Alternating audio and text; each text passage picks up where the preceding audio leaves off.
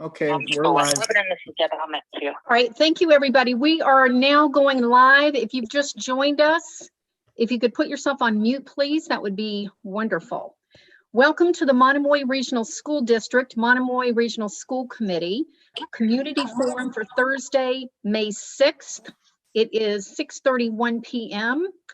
And this meeting is being held fully remotely in accordance with the Governor of Massachusetts March 12th, 2020 order, suspending certain provisions of the Open Meeting Law, GLC 30A, Section 20. So we're going to call the meeting to order by asking school committee members, when I say your name, if you'll say your full name and present. And I will start with Nancy. Nancy Scott, present. Thank you. Joe. Joseph Paul Osceola, present. Thank you. Terry. And Terry, you're on mute.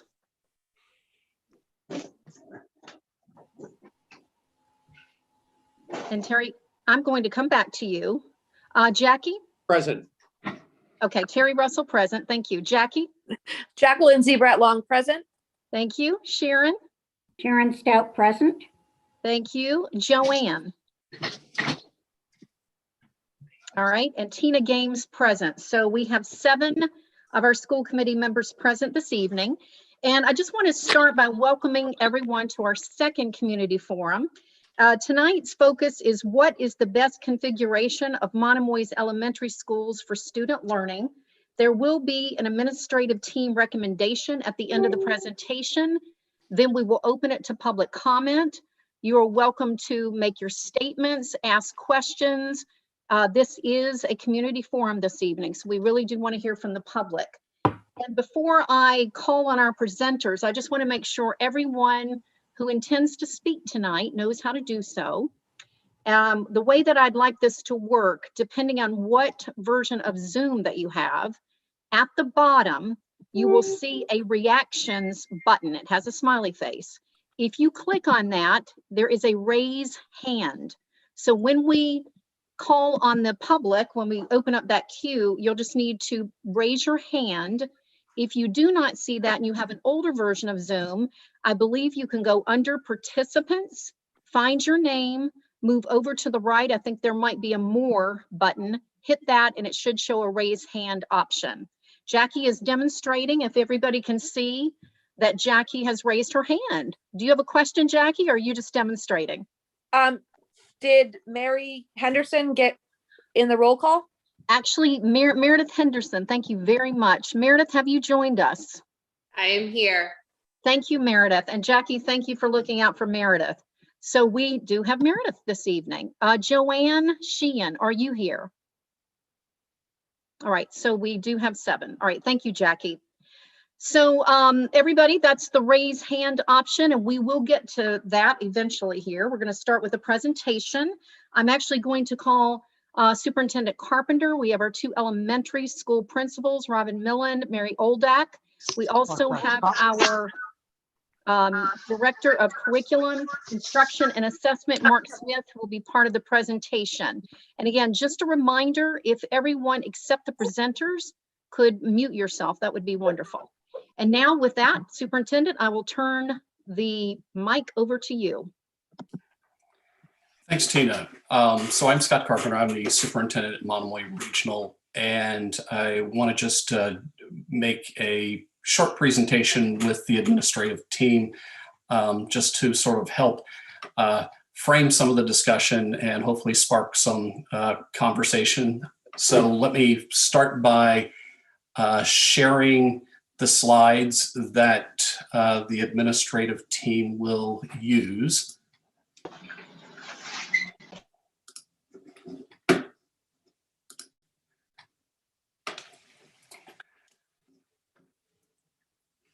All right, so to frame the discussion for this evening, we started this school year, and actually this has been a conversation that's been going on for a number of months and even the last couple of years about 2 problems that I've discussed with the school committee, and I guess some of the question is, do these problems need to be fixed? The first one's a problem that deals with assessment, and that's not something we're going to talk about tonight, but but I have talked about inequity in Monomoy's assessment. For those who weren't familiar, just sort of what's been going on with it for the last 3 fiscal years. We've seen the Monomoy assessment goes negative for Chatham. So Chatham ends up paying less and less and less each year, and Harwich, conversely, is running positive and paying more and more. And there's questions in terms of why is it happening, and how can we make it be more equitable between the 2 towns. And the second one is sort of a problem that that many are concerned about, and that's that the social emotional challenges and the educational challenges that happen when a school starts to become very small. And by small, we're not really talking about class size. We're talking about that you only have 1 class of students or 2 classes of students, and what sort of challenges does that present? And that's really the focus of this evening's conversation. And in terms of the 2 different problems, are they problems that need to get fixed? I think if it really depends on the positionality that you have. If you're in Harwich and you're a Harwich taxpayer, I think many in Harwich are very concerned about the first of these problems. If you think of the second problem, it's a problem that some in Chatham may consider to be a problem, and many might not. In fact, I would actually say that if you have if you're a family that has a child that's going to Chatham Elementary School and they're making connections and they're with friends, and I will admit, my daughter went to Chatham Elementary School in 4th grade, made connections, and the friends that she has as a junior at our high school are lifelong friends that she made in that first year. But part of this conversation is that that's not the experience of every child. And so some of this is, what can we do to make sure that we're doing well with everyone? I want to emphasize that there's a recommendation in this presentation. It's not a decision. Nothing's been decided. My job as a school superintendent is to make recommendations to boards and ultimately to the public here tonight. In the end, decisions that involve a regional agreement are ultimately made by the voters at 2 town meetings. I'm not the one that makes that decision. Ultimately, it's the public that makes that decision. And the third thing here to really keep in mind in terms of, in addition to making recommendations, what is the role of a school administrator? And I'd actually argue the role of school committee members is, at the end of the day, our job is to make sure that we're providing the best possible education for children in our district. And we also have to remember that whatever we do, that we're being good stewards of the taxpayers' money. So that frames the question. I'm going to be handing things off first to Robin Millen, the principal of Chatham Elementary School, then to Mary Oldeck, the principal of Harwich Elementary School. Then you'll hear from Mark Smith, our Director of Curriculum, Instruction and Assessment. And then you'll hear from Melissa McGuire, our Director of Student Services, and then I'll wrap things up at the end. So I will turn things over next to Principal Millen. Thank you, Superintendent Carpenter. And yes, I do want to speak a little more deeply about the specific concerns that we have grappled with during my tenure here as principal. And the question, is Chatham Elementary School too small? I mean, this is not a question alone to us. It is one that we share with you, your children, and the community at large. But I am excited to see so many of you here to discuss and think about all that you are here tonight. In this conversation, I mean, Dr. Carpenter said it's been a couple of years in conversation. For me, it's a conversation that I've actually had with caregivers, community members, and even with our students over the last 7 years as principal, due to situations and experiences that happen here at school. So tonight, I am going to share some of those stories, those conversations, but I also urge you to go back to the school committee meeting this week, where the administrative team and our teachers talk about how connectedness matters how in small schools this can, and in some situations has been a struggle over the last several years. You will hear in those dialogues on Thursday about the importance of the consistency of the curriculum, the consistency of learning experiences, and how this potentially impacts on the ability for us to provide like a high quality education. And it impacts particularly, I would say, like as far as education and the quality of the curriculum, really on those transitions from school to school. So, having common language and common learning outcomes as kids go from the 4th grade into the 5th grade and then potentially into the high school, it does have an impact that we've been dealing with over the years. And in those presentations, we talk more specifically about that.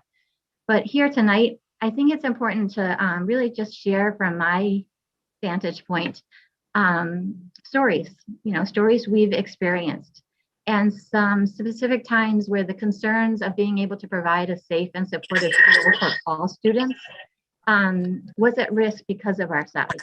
And we've had some very difficult conversations also that I'm going to share with staff members over the last few years because of the size. But before I share, I want to preface this, that over these experiences, and it's what Dr. Carpenter just said, are not experienced by all. And in fact, some might not even realize that some of these situations are happening, or that these experiences are also not in like isolation, and they are not fixed or avoidable with one model or another, but they come together as a whole. So I have the obligation, though, to consider all the possibilities that might lessen those impacts that I'm going to speak about. And it's important for us to think about that this is about all children, right? And that all of our members of our community, and just like the sign on the slide says, Successville is for everyone. It's not only for the ones that escape some of these situations. So I provide these concerns here as a foundation, as that has led to the problem-solving process that we're involved in here, okay? So to start, I want to speak about curriculum instruction. It shouldn't surprise anybody that knows me, but that's where I want to start. So we as educators start our dialogue about student achievement and success, knowing that the number one factor in student academic growth and achievement is the quality of our educators in our classrooms and the quality of the programming that is provided by those educators. So being able to provide high quality educators and programming is a concern in every school district, but here at CES, the size impacts our ability to, in perhaps a less traditional way than you often hear in the dialogues or in the press. So I received the permission to share this example from our Unified Arts team. But in doing so, I hope you understand the context of this concern weighs into a broader picture. It is also a voice that you probably or maybe have not heard from yet. We had a school council meeting today where this voice came out. And it was the first time that some of our families said, wow, I hadn't heard that perspective yet. So the story starts that this year, when the budgets were first being developed and the predictions for the school sizes or the cohort sizes were not looking good for our incoming K, I felt it was necessary for me to sit down with my Unified Arts team. So this is our team of our art teachers, our library media teacher, our music teacher, and also our PE teacher. So I needed to be transparent with them about how at that moment in time, I did not know if I was going to, if we were going to have enough students to maintain their level of employment with our district. I felt it was important to have this difficult conversation because although most teachers give way more than their compensation and way more than their compensation ever, would support, this would mean that I would most likely need to reduce them. And I want to explain what that means for us, okay? So all of our Unified Arts teachers also work on a part-time basis already. They work as a half-time of the full-time load. So at this level, obviously their salary is half of a full-time teacher's salary, but they still retain their benefits and their benefit package. Unfortunately, with the discussion that I was having, if I was to reduce with one more section in any grade level, okay, anywhere across the buildings, their employment level would have to be reduced to a 0.4, 0.3, or maybe even more than that full-time load. So this was concerning, obviously, to them for a number of reasons. One, their salary reduction. The second was the loss of the benefits that they would experience.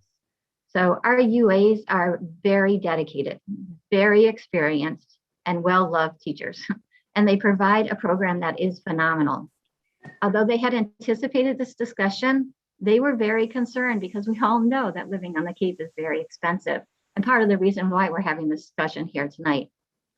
But probably more concerning for them and for those that are currently living and raising families here, their salary to be cut is a problem, but more importantly, their benefits, losing those benefits was very, very concerning to them.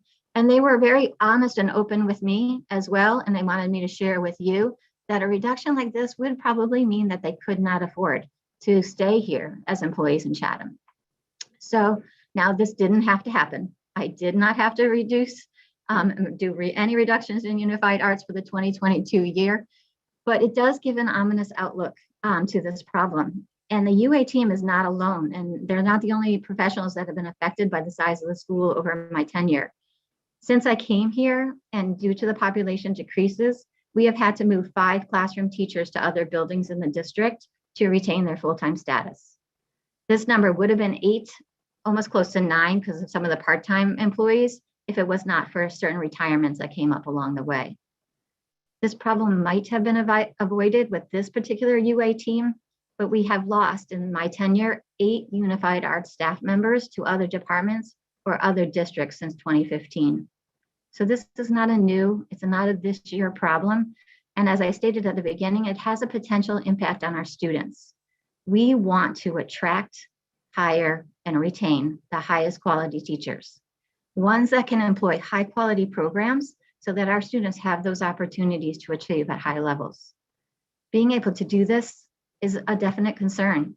But even beyond that, I have fielded many phone calls where families are expressing concerns that their child's favorite teacher is absolutely devastated because they were leaving for a full-time job, or that this was one of the most trusted adults in their student that their child had in this building, and now they were going to another building. I've also talked to many children. One particular came to mind when I was thinking about this, and her passion was music. And her music teacher was leaving, and she was so uncertain about what would happen next year with a new music teacher. And we share and we make sure they're supported and we do all those things. But she was just so concerned that I knew she was going to have a hard time transitioning into the next year because she was losing her music. So now again, we have been very, very lucky at Chatham Elementary School. I would even say blessed to be able to find excellent replacements for the 8 unified arts teachers or any of the classroom teachers that have made that decision to move on. But it is a consideration to be brought to this discussion. So my second story is that I want to talk about the connectedness of individuals in the educational community. Again, at the school community meeting, I spoke about the connectedness of our staff, and you actually even hear from their own voices about how important it is for them. But tonight I want to share a story, and so that you understand the concern we have for the opportunities of relationships with the peers and those impacts that it may have on achievement. So when we talk about opportunities for relationships in school, this is not just for students to have play dates or birthdays parties to go to or peers to play with at recess, although very, very important. As educators, we speak about this from the effect of peers on the classroom from the perspective of achievement. So research tells us peers can have a positive and a negative effect on achievement for a multitude of reasons. And I am not going to touch on all of them. I'm going to just share one story. But I am hoping that Ms. McGuire speaks a little bit more later on in the presentation about what we call and the research calls peer effects. But if not, and you want to know more about that research, please don't hesitate to call me at any time. I'm happy to discuss it. So I want to talk about the relationships of a safe environment within the classroom. But when I say safety, I don't necessarily mean physical safety. I mean emotional safety. Learning is hard. It takes an enormous amount of risk. There is struggle, there is failure, and there is celebration. But this requires students to be in an environment where they are comfortable to fail. They're comfortable to look foolish, and they're comfortable with being wrong. It's important to have those opportunities. You learn more when you fail typically than when you have successes. But they have to be also in a community where learners care about them at those times of struggle, but also care about them enough to celebrate their successes. So providing this environment is why we as educators take an inordinate amount of time at this time of year to work on creating the most ideal classroom that we can for next year's cohort. But without a variety of ways to split the apple cart, so to speak, this can be very difficult. And it's sometimes very difficult to minimize those negative effects the peers have on a cohort. So although I would love to share a really specific example from our community where this has happened, because we are so small, I'm going to share actually one of my own family's experiences, because I'm afraid that, again, with our size, that any example I provide here about a discontented situation, that it will be highly identifiable to either the parties involved or those parties who know the parties involved. But I share this example because my family struggled much the same concern. And my boys went to a regionalized school district, 3 autonomous elementary schools. We did not have school choice, but we did, have our own community schools. And my oldest was in a cohort of approximately 40 students. So they hovered between 2 and 3 homerooms through their K-6 careers. We had a little larger class size than you do here. So within this cohort, only 12 of my son's classroom peers were boys, but that wasn't the only problem.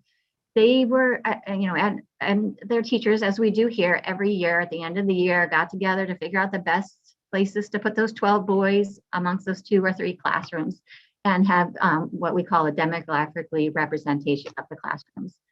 But for the first 3 years of school in K through 2, my son had what we would consider a like peer in his classroom. The 2 boys were very academically similar. They were both early readers. They were both friends, and they both played the same sports, and they liked the same books. For all intents and purposes, we would consider them like peers. They would have been good learning partners. However, along the way, my husband and I would hear bits of rumblings from our son that he did not like to talk about school with his friends. He didn't want to share or be a partner in group work with his friend, or that he was tired of his friend, always wanted to ask him how well he did on some assignment. But of course, being the parents that we were, or are, I should say, he's almost 30 now, but we are always like, well, don't worry about it. A little competition is good. Did you do your best? That's all you should worry about, right? And we paid a little attention to it because they were friends and they were good. We thought they were like peers. But sometimes the best educators, and I will admit this, are not always the best parents. So by grade 3, things started to change. Our son started not wanting to go to school. He did not care about his schoolwork. He was not engaged in the learning process as he had previously been. And perhaps as concerning, he didn't want to spend any time with his friends. So he started complaining about headaches. He started having stomach aches. And my husband and I were becoming increasingly concerned. It was just very much unlike him. But we couldn't figure out what was going on. And by that point, he had stopped talking to us. So one day, I get a phone call from the school, and our son started a fight with his friend. And both of them were now in the principal's office. So besides being totally mortified, because it was so unlike our child to fight, let alone fight with her friend, I also worked in that district, and I had to go pick up a very upset, hysterically crying, and also suspended young son. So I was perplexed. And once we got him home and we were able to get him to regroup and we were able to unpack some of the problem with him, in the end, it was clear that although the boys were very similar, they were not good learning partners. They were overly competitive in school with each other. They were tired of each other after 4 years together in the classroom, and it was taking a toll on both of them. My son had figured out that his only way out was to get into a fight. And that way they won't put us together again next year. So my child spent 4 years in a classroom being miserable. And it's upsetting, and I'm sorry, but it's hard. And this is what we have to think about. So I share the story as an example, but one that I'm sure you're not going to hear in public, because as you can hear, it's hard to share. It means that a child doesn't feel safe. It feels like we didn't do our jobs as parents, and that even 20 years later, it's hard to discuss. So I bring this to the forefront here because it's really important that we find places where children feel safe. They have trusted peers to learn with, a person to share interests and collaborate with, that they're safe with the learning, and during the learning, even if it were 1 year, but potentially for 4 or 5 years, it will affect their student outcomes, and that peer effect is powerful. So these are just 2 specific stories, but 2 that are not alone. Other stories include concerns about equity. They include discussions about access, demographic representation, ethnic diversity, and on and on. So please also know that the educators are doing a wonderful job trying to remediate some of these constraints. The teachers in my students' school didn't mean any harm, but they will educate, and also that we will educate to the highest degree possible any children that unload on a bus to us. But that children will experience, and most children will experience, a highly successful education and a loving, caring environment. But that being said, we also need to understand that these are difficult conversations to have, yet valuable to consider as we go through the process, remembering that these decisions affect all children and the potential impact of our decisions are on each one of them. So I thank you for letting me be the Debbie Downer today, but I definitely wanted to share some of those experiences with all of you.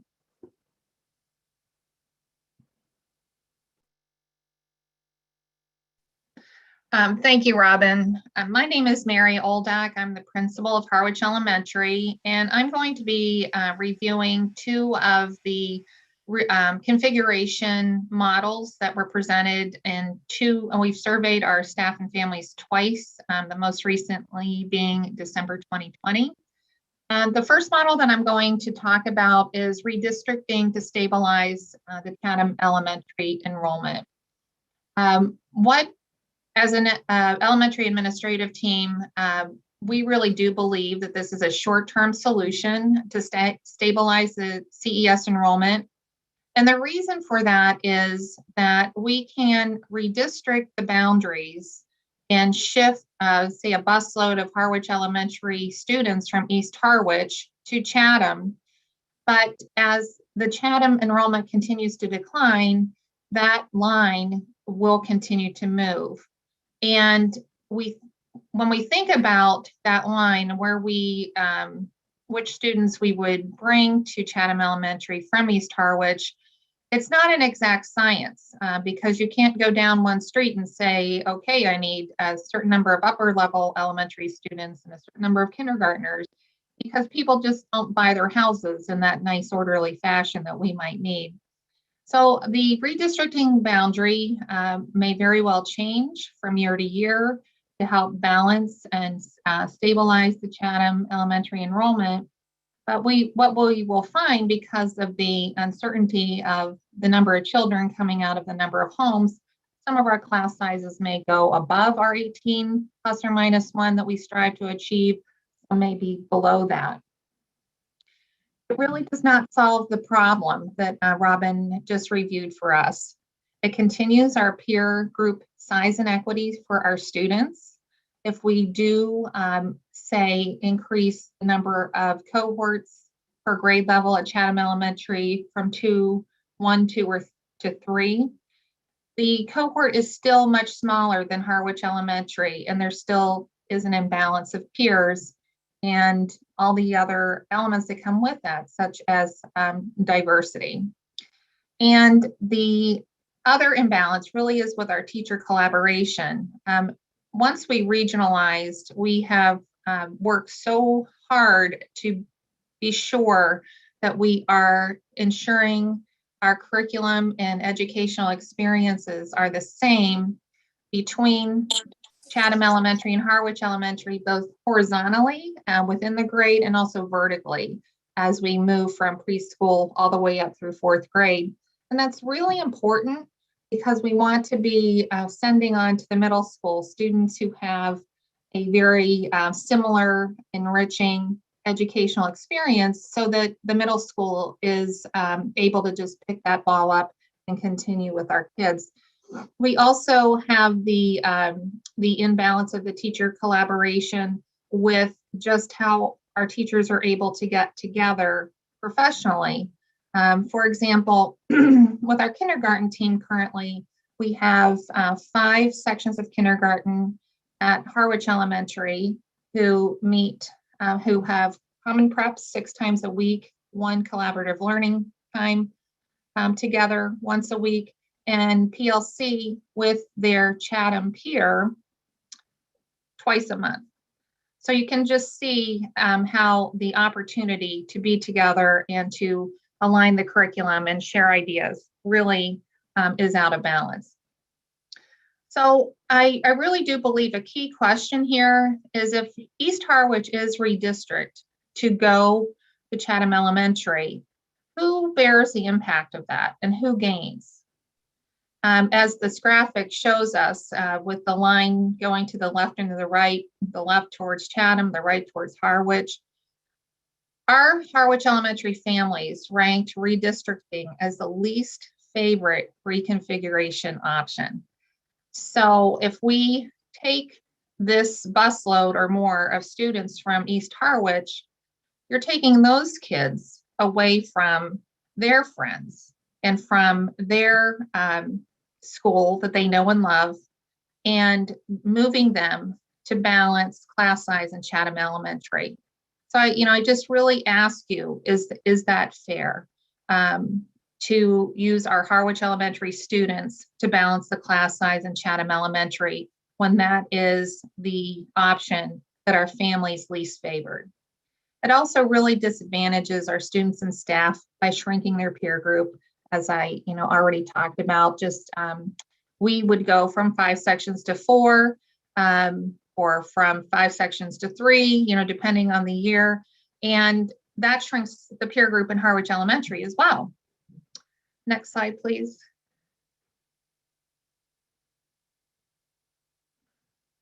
The recommendation of the Monomoy Elementary principals, the director of curriculum and assessment, director of student services, and the superintendent.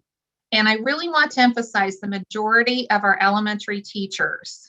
Okay, this has been borne out in our most recent survey this past December 2020. Is that forming lower and upper elementary schools is the best option for our students' educational experience. It provides a long-term solution that keeps our elementary schools in both of our towns. We're looking at pre-K to grade 2 being at Harwich Elementary for a variety of reasons. It has to do with number of classrooms and transportation considerations. And that Chatham Elementary would house grades 3 and 4. This forming the upper and lower elementary schools really is a cost neutral change. We can accomplish this without having to add any tiers of transportation. And it houses all of our students in a grade level under one roof, so that all children benefit from that larger peer group and all that comes with that. So we have improved social dynamics, peer connections, and the ability to create classes that best suit each child. Our grade level educators are all together too, and that really will enhance the collaboration and the curricular consistency both within a grade and vertically between their grades as well. It shows the graphic on this slide because equity is such a focus for our district now. And I was thinking, this really is a question about equity. And if you look at the little boy standing on 2 crates to see over the fence at the baseball game, really think of that as being our younger students, our pre-K to 2 students. And without those crates and those supports of improved peer dynamics and teacher collaboration and curricular connections, wouldn't have the same opportunity. And if you look at the middle child, I think of that as our 3rd and 4th graders being a little bit bigger, but still needing to have their equitable opportunities for the same reasons. And I love the fact that there's a 3rd child in this slide who has no crate to stand that he needs to stand on. And I think that really represents our middle and high school students who really are all together under one roof as a grade level. 5, 6, 7 at our middle school, 8 through 12 at our high school. The concept of lower and upper elementary schools is quite common in southeastern Massachusetts. If we look at this map going from Provincetown all the way up through Duxbury and over to Lakeville, down to Mattapoisett, we see that most of the communities highlighted in blue utilize some form of lower and upper elementary schools, with the youngest students spending part of their pre-K through 4 years in one school and then moving on to another building to finish their elementary careers. So we see a variety of lower elementary models. There's the pre-K to 2 models in Brewster, Mashpee, Bourne, Sandwich, Wareham, Kingston, and Duxbury. Pre-K to 3 models with our neighbors next door in DY, Mattapoisett, and Lakeville. And the early childhood models, which tend to be in the larger school districts like Plymouth and Barnstable. So the concept of lower and upper elementary schools is something that many of our communities have grappled with and have settled upon as a way to solve similar equity issues, both for the students' social emotional needs and also for the curriculum and educational demands. Thank you. Hello, everyone. I'm Mark Smith. I'm the Director of Curriculum Instruction and Assessment. And often one of the questions and suggestions that we get is, can't we just solve this problem of the shrinking of the Chatham Elementary School through school choice? And I'm going to really just sort of look at 2 sort of parts of that school choice piece. You really want to dive deep down the rabbit hole of school choice. I really recommend you go onto our website. We have an FAQ section on our website, which really answers many detailed questions on school choice. It gives you can get reports on our school choice in and out. You can get a lot of detailed information on school choice right off our website. Get reports going back multiple years. It's available for details, but I'm just going to hit some of the highlights. So essentially, we work off of what's called an open seat model. As Mary mentioned a minute ago, we strive at the elementary level for a class size of 18 plus or minus 1, so 17, class sizes of 17. So if we have class sizes that are smaller than that at a grade level, at a school, at our elementary level, we will open those that grade level or that school up to school choice. And so that might be at one of our schools. We would open school choice seats at that school depending upon how that school is already filled by our residents. We obviously have to educate residents in our towns. That's by statute, that's by the law. And then if there are additional empty seats so that we can get up to that 18 plus or minus 1, we will open those seats up to help us balance, because we also want to have balanced class sizes, as already has been mentioned, across our 2 elementary schools.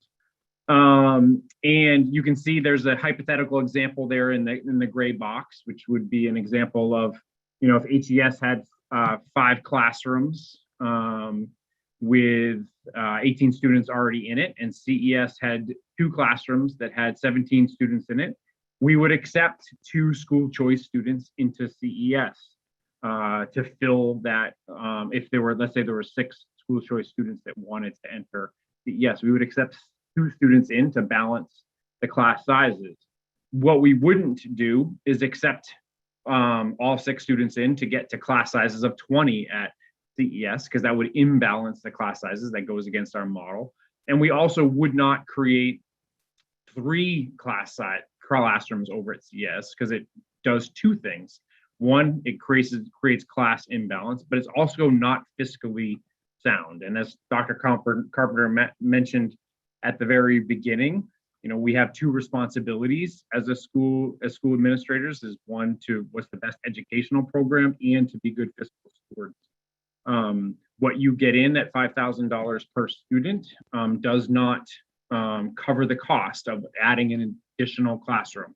There's the cost of the additional teacher salary, but as Dr. Millen mentioned before, when you have an additional class, that class goes to an additional specials rotation, which is an additional portion of a teacher, plus additional supplies, plus additional heating costs, et cetera, et cetera, et cetera, et cetera. That extra classroom of students has additional costs beyond just that additional teacher, which are not covered anywhere near by that $5,000 comes from the student.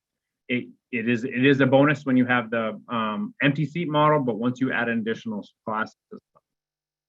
And then just, if we take a step back, there are some school choice realities that we just have to understand here on the Cape. For those of you that don't know, I'm a Cape Cod native, was born and raised here in the Cape, 4 generations of Cape Codders. I've watched the Cape change, and then the Cape is changing. It's a constantly changing dynamic. And people like me that were born and raised here we're getting priced out. And young families are not able at the same rate as my parents' generation are able to continue to stay here and raise their family here. The kids that I graduated with high school with is a much smaller portion of us that are still remain around. And and that's not, and that's accelerated in places like Chatham, Provincetown, Truro, Orleans, where the housing markets have accelerated at really astronomical rates. But it's also happened across the entire Cape. So the number of children across the Cape has gotten smaller and smaller and smaller. So we're competing for a smaller pie when we just think about school choice as a whole. So you've got those 2 factors, right? So Chatham has had a really accelerated decrease in the number of resident children, plus the number of resident children across the Cape has decreased. So you're competing for this smaller number of school choice pie. Plus, Chatham's location as an elementary school is surrounded by Harwich and an ocean. It's not geographically located on an easy place to get to, Chatham Elementary School. We get plenty of school choice applications each year, and more of them are for Harwich Elementary School, and part of that is because of proximity. It's easier to get to Harwich Elementary School if you're coming from Dennis and Yarmouth than it is to get to Chatham Elementary School if you're coming from those. And then, as it says there, school choice is a bi-directional thing. Some families choose to go.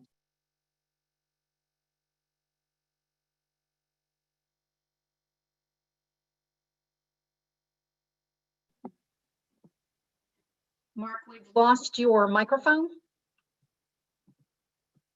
Yeah, sorry, I got There you muted. go. So some students choose, or some families rather choose to go into Harwich. Some families choose to go into Chatham. Historically, more Harwich families have chosen Chatham than vice versa. But the reality is we can't fix this problem by trying to steal, as Mary mentioned before, by trying to steal families from Harwich into Chatham. We're not in competition. Chatham is not in competition with Harwich for students. This is a community. We are all in this together.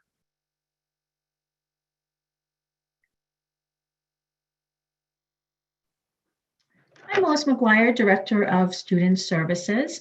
I want to bring it back around to this piece about social emotional learning and positive peer effect. There's a literature on peer effect and how it impacts students' learning, their behavior, their social emotional learning growth. And it's a really important concept because what it talks about is the ability to have greater opportunities for connection to a diverse group of peers. And so one of the things that we want to make sure happens, as you can see in the illustration below, is we do a really nice job with social emotional learning in the district. And many kids are benefiting from their connections they're making with peers, and they're developing positive relationships. But there are still some who may not have that connection or have found their group, their people who share similar interests and share similar academic interests. And we want to make sure that all children are benefiting from what we have to offer. And when we say all, we mean all. And I also want to talk from the lens of our most vulnerable students in the district, that they need to have greater connections with their peers to ensure that they have the same experiences alongside their peers. And so when we look at the social emotional learning growth, that we know that the research is very clear that with social emotional learning, we're going to also see the academic achievement of our students. And with the diversity of connecting with a variety of students, those experiences will happen for them more naturally in those environments. And the other part I want to just talk about a little bit in looking at both Chatham and Harwich and looking at our students with disabilities is how are we effectively and efficiently delivering services to our students? And when our students have fewer opportunities to learn alongside their peers, we're not being as effective and efficient with those services to make sure they're making effective and meaningful progress. And so these are really key points that we want to take into consideration, because peer effect is research-based in terms of how it can impact our students' learning and their social emotional growth.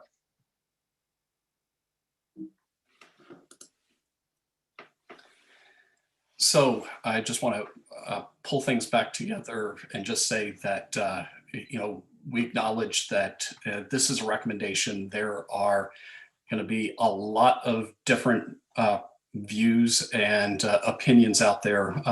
Some will disagree. In fact, 25% of our educators indicated on the survey that we gave that they would prefer something different than having all children at grade level in the same building. And definitely in those surveys, we saw that Chatham parents felt very differently in what they would prefer than what Harwich parents, would prefer. I want to emphasize it's okay to disagree, but I'd also encourage us to go and ask ourselves, are we disagreeing on educational grounds? Are we disagreeing from some sort of personal or family preference? It's all right to express alternate ideas. And we welcome them. And keep in mind how your ideas might impact others. I think I feel really bad because oftentimes I have heard individuals say, "Hey," in fact, it happened in our presentation. We talked about East Harwich. But we really haven't heard from many East Harwich families, and I want to be mindful of that. We want to make sure that we're hearing from all sorts of different voices. But as I said, this is a recommendation that unanimously comes from my team. That's really based on what we see as the educational merits of upper and lower elementary schools. I want to emphasize, in no way, shape, or form is the superintendent or the school committee looking to close Chatham Elementary School or Harwich Elementary School. It's looking at how can we use what we have to go and provide the best educational experiences for our kids. So I will turn things over to our school committee chair and stop sharing the screen. Thank you very much, Superintendent and administrative team. And so we're going to move into the public comment period. And I did promise an hour, and I intend to honor that. So I just want everybody to know and not to panic that, we originally talked about 8 o'clock, but I intend to keep this open for an hour of public comment.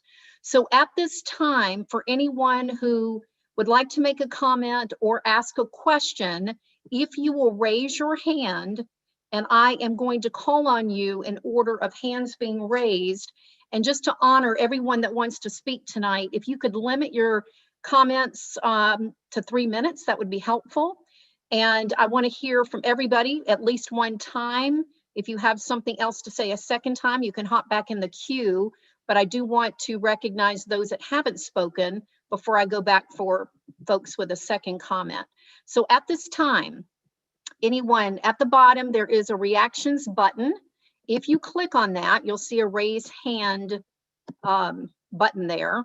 Or you could, I think for some of you that might be on an older version, if you go under participants and pull up your name, you can raise your hand that way.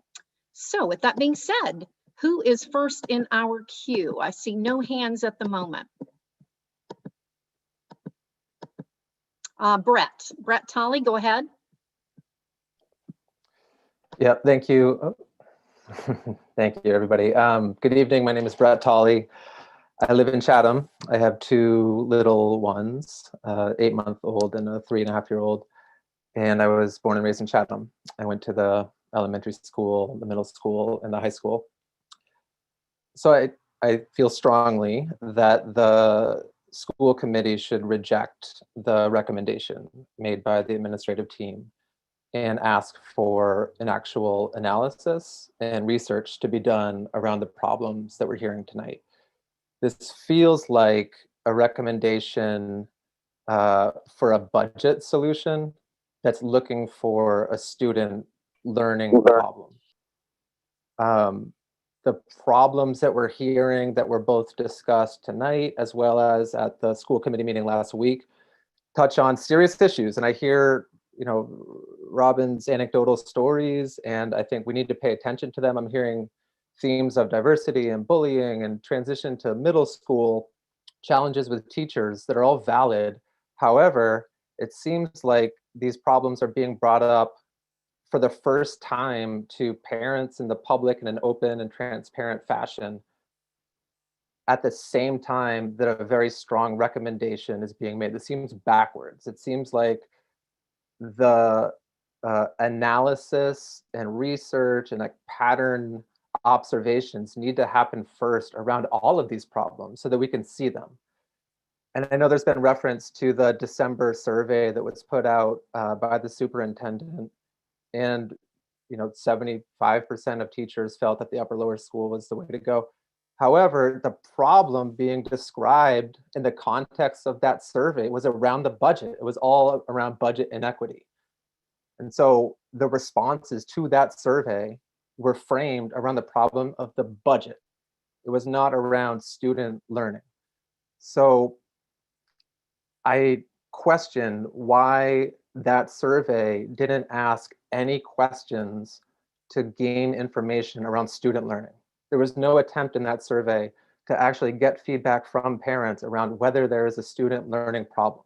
It was all focused around budget. So I just want to emphasize the need for actual research and analysis around the problems that are being described as the first step. And then based on that, with parent engagement, a recommendation happen as the second step.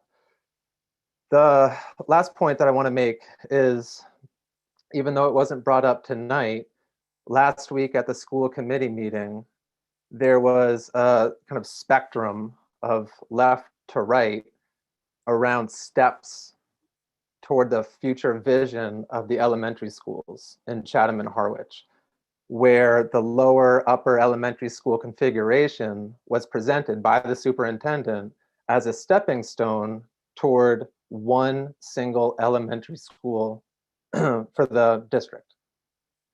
So it feels very confusing. And I heard Superintendent Carpenter just acknowledge that this is not about ever moving toward a single elementary school. However, the vision literally described in the slides and talked about openly with the school committee members was toward a long-term vision of a single elementary school.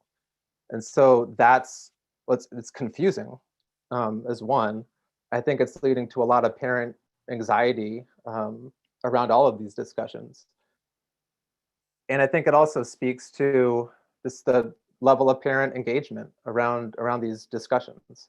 There's a lot of anxiety. And I think one real time example of how this long-term desire to consolidate the elementary schools is manifesting right now is with a recent decision to integrate the preschool, the integrated preschool programs, to consolidate the two. I've heard from a lot of parents that they were totally blindsided by this decision, which feels like happened in the context of this longer term vision to consolidate the elementary schools. So I just want to conclude by emphasizing the need for the school committee to really step up around their accountability around how these decisions are being made. I think the vision toward a single elementary school that's been expressed should be extremely alarming to all of us and needs to be openly talked about. Like, what is going on?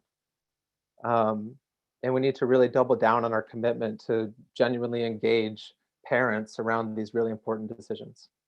Thank you. Thank you, Brett. And I am going to take your concern and I'm going to ask the superintendent if you could address Brett's concern regarding the continuum. Sure. I presume you can hear me. So I think we did in the presentation have a slide that was looking out into the future, and I want to emphasize it's far out there into the future.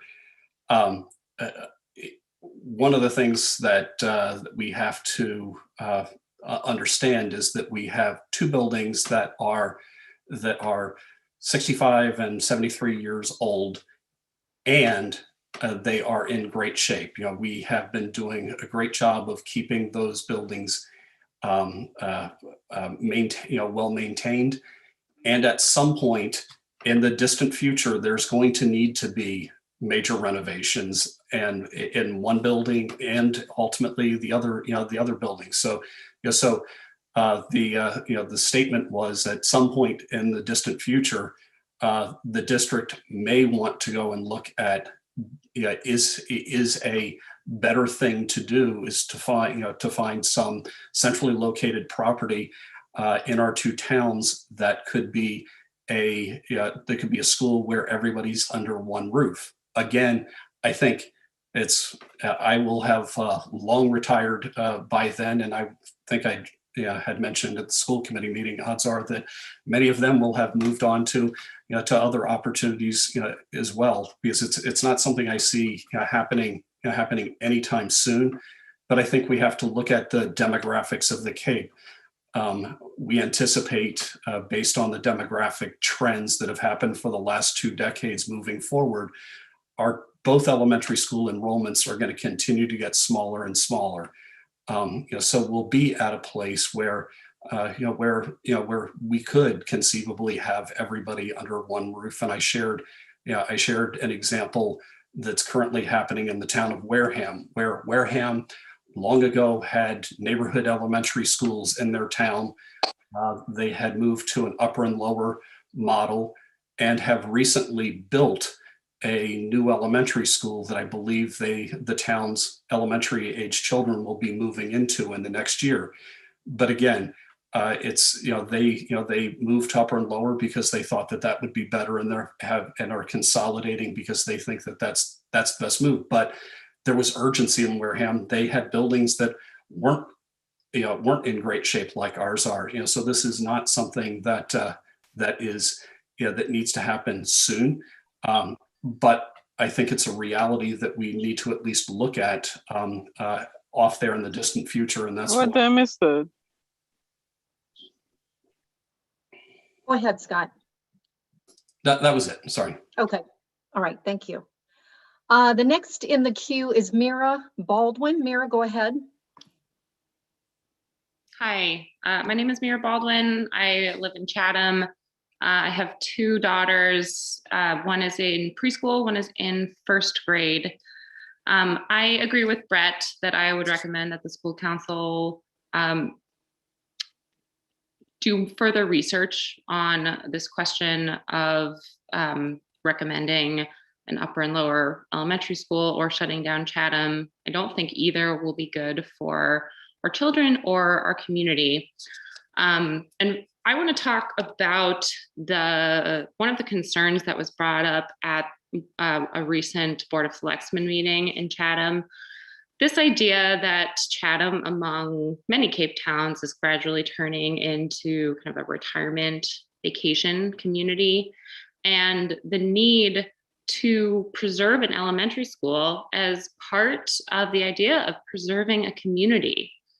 And the idea of maintaining this picture that our communities on Cape Cod are places that welcome young families, working parents, families that are going to allow our community to continue to grow and to not stagnate. And I strongly feel that the upper and lower elementary school proposal is basically putting nails in the coffin for both Chatham and Harwich in many ways.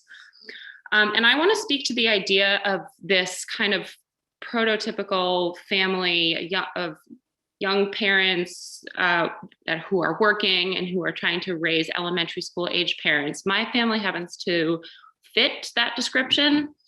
And I recall a couple of months ago when the survey was sent out asking Chatham parents and Harwich parents to talk about their preferences for a new model of how to resolve this budget problem in our elementary school. The survey was given with fairly short notice. And I would challenge the notion that many of the families, particularly those who are living in our communities and working full-time, had the appropriate notice and time to answer this survey with not a lot of time to read up on background information. So really relying on, if they had time at all to complete the survey, the information that was just presented in this picture. So I suspect that we may need to do a little bit more digging to really hear from the type of families that we say we're trying to attract to these communities. And I really want to emphasize that, is that everybody here is saying that we want to attract young working families who are able to live in Chatham and Harwich. Now, I want to bring up my family because we happen to be representative of a family that might be participating in this upper and lower elementary school situation. My younger daughter goes to preschool through the YMCA program that is located inside of the Harwich Elementary School, and my older daughter goes to first grade at Chatham Elementary School. So every morning we are dropping our kids off at the two elementary schools in two different towns, and every afternoon we're picking them up at the two elementary schools in two different towns. This is my husband sitting right next to me. He participates in this whole rigmarole. Most of the upper and lower elementary schools that I have been exposed to are very close together. So I'm really not opposed to the model of an upper and lower elementary school, but I do want to bring strong attention to the fact that Chatham and Harwich the elementary schools are pretty far apart. And if we want to elevate the idea of community and family and all of these values that are so important to elevate outside of school, we need to not create this picture where working families are ending their day and then driving to two separate towns that are quite far apart in order to start their evening with their family. This is not conducive for working families. In fact, it is impossible for single families or families with one driver or families where at least one parent has like a long hours or a taxing work situation. We're creating the situation where elementary school kids, the kids who are most in need of parental involvement in the morning and the evening, are also the most stressed out when it comes to dropping their children off and picking them up in the evening. One of the things that alarmed me was the idea of having an upper and lower elementary school and having to create yet another bus system. Again, this is a measure that we're proposing to sustain our communities, but it really taxes our communities because now we're taking working families and saying, adjust your workday further. Adjust your workday if you have two elementary school students to accommodate two different bus schedules in the morning and two different bus schedules in the afternoon.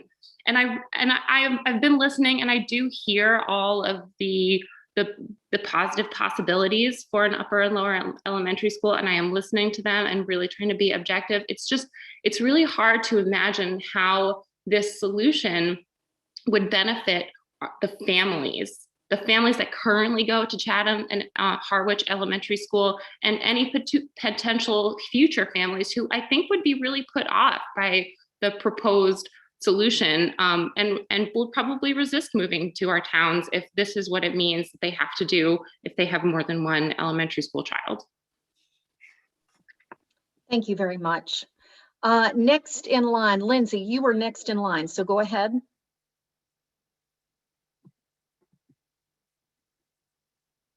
Lindsay, can you hear me? Oh, there you go. Hi, thank you. First of all, I really appreciate hearing Dr. Millen speak and the teachers hearing their perspectives. And from an educator's standpoint, having a master's in education and being an educator, I understand the importance of having an upper and lower school where there's collaboration between the grades, first grade, second grade, meetings, sharing resources. Pedagogically speaking, I understand that and I get that and I can understand that perspective. But from my perspective, what is more important is the social emotional growth of a child. And a child going through elementary school, starting at kindergarten, going through pre-K, kindergarten, first, second, third, and fourth, being in the same building, every year their teacher is going to change. But what's not going to change for them is the lunch lady, the secretary, the school nurse, the janitor. those are relationships that a little boy walking down the hall, seeing the janitor who gives him a high five from year to year to year, that's a relationship that is valuable. And when you take a child and you put them in one school for K1, another school for 2, 3, 4, another school for this, that modeling or role modeling or adult relationships are not being formed. You need to know the school secretary, you need to know the school nurse, you need to know the janitors. I also think, and I want to speak kindly and use kind, thoughtful words. Obviously, I'm very passionate about this topic, but I'm tired of the administration making decisions and holding meetings that are not done at times that are appropriate. We talked about, when are we going to start school? Before Labor Day, after Labor Day? Oh, those meetings to talk about that were like Monday morning of Labor Day weekend, or the times that he chooses to meet with these families are just, they're not convenient for the families when changes are being made. And so, the survey that went out to the families, we're a remote family, they're homeschool families. They didn't get the survey in December. To send out a survey to a family during a pandemic, during the holidays, about our elementary school and give them 10 days to respond.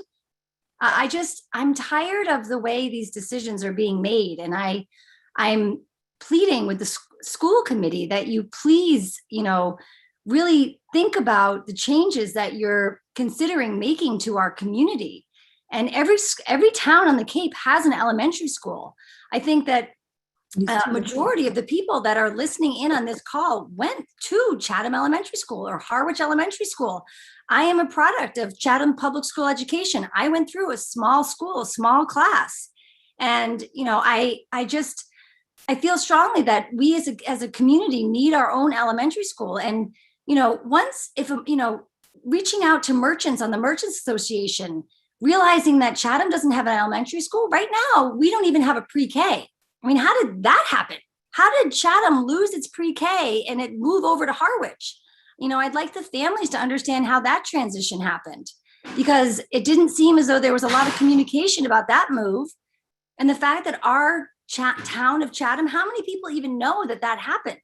We don't currently have a pre-K program in Chatham, and public school pre-K program. And I just feel like, we are trying to run a year-round community here. And who's going to work in our stores? Who's going to shop in our shops? Who's going to live in our homes if we don't have an elementary school in our own town? And if all the other Outer Cape towns that are much smaller than ours can run a good, solid elementary school, then Chatham should be able to. And to have a lower and upper middle school, I do not think is the solution. And being a teacher, I understand that, job security, and, today on school council, I was able to hear the perspectives of other teachers. And I validate that, with Chatham's numbers fluctuating, if the shared resources, and that means getting rid of a teacher or shuffling them over to Harwich, of course, having an upper or lower or regional school allows that to happen. And I want to watch out for those teachers. So it's not like the teachers are more important, or the children are more important, or the town's more important, or the families are more important. We're all in this together. Rising tides lifts all boats.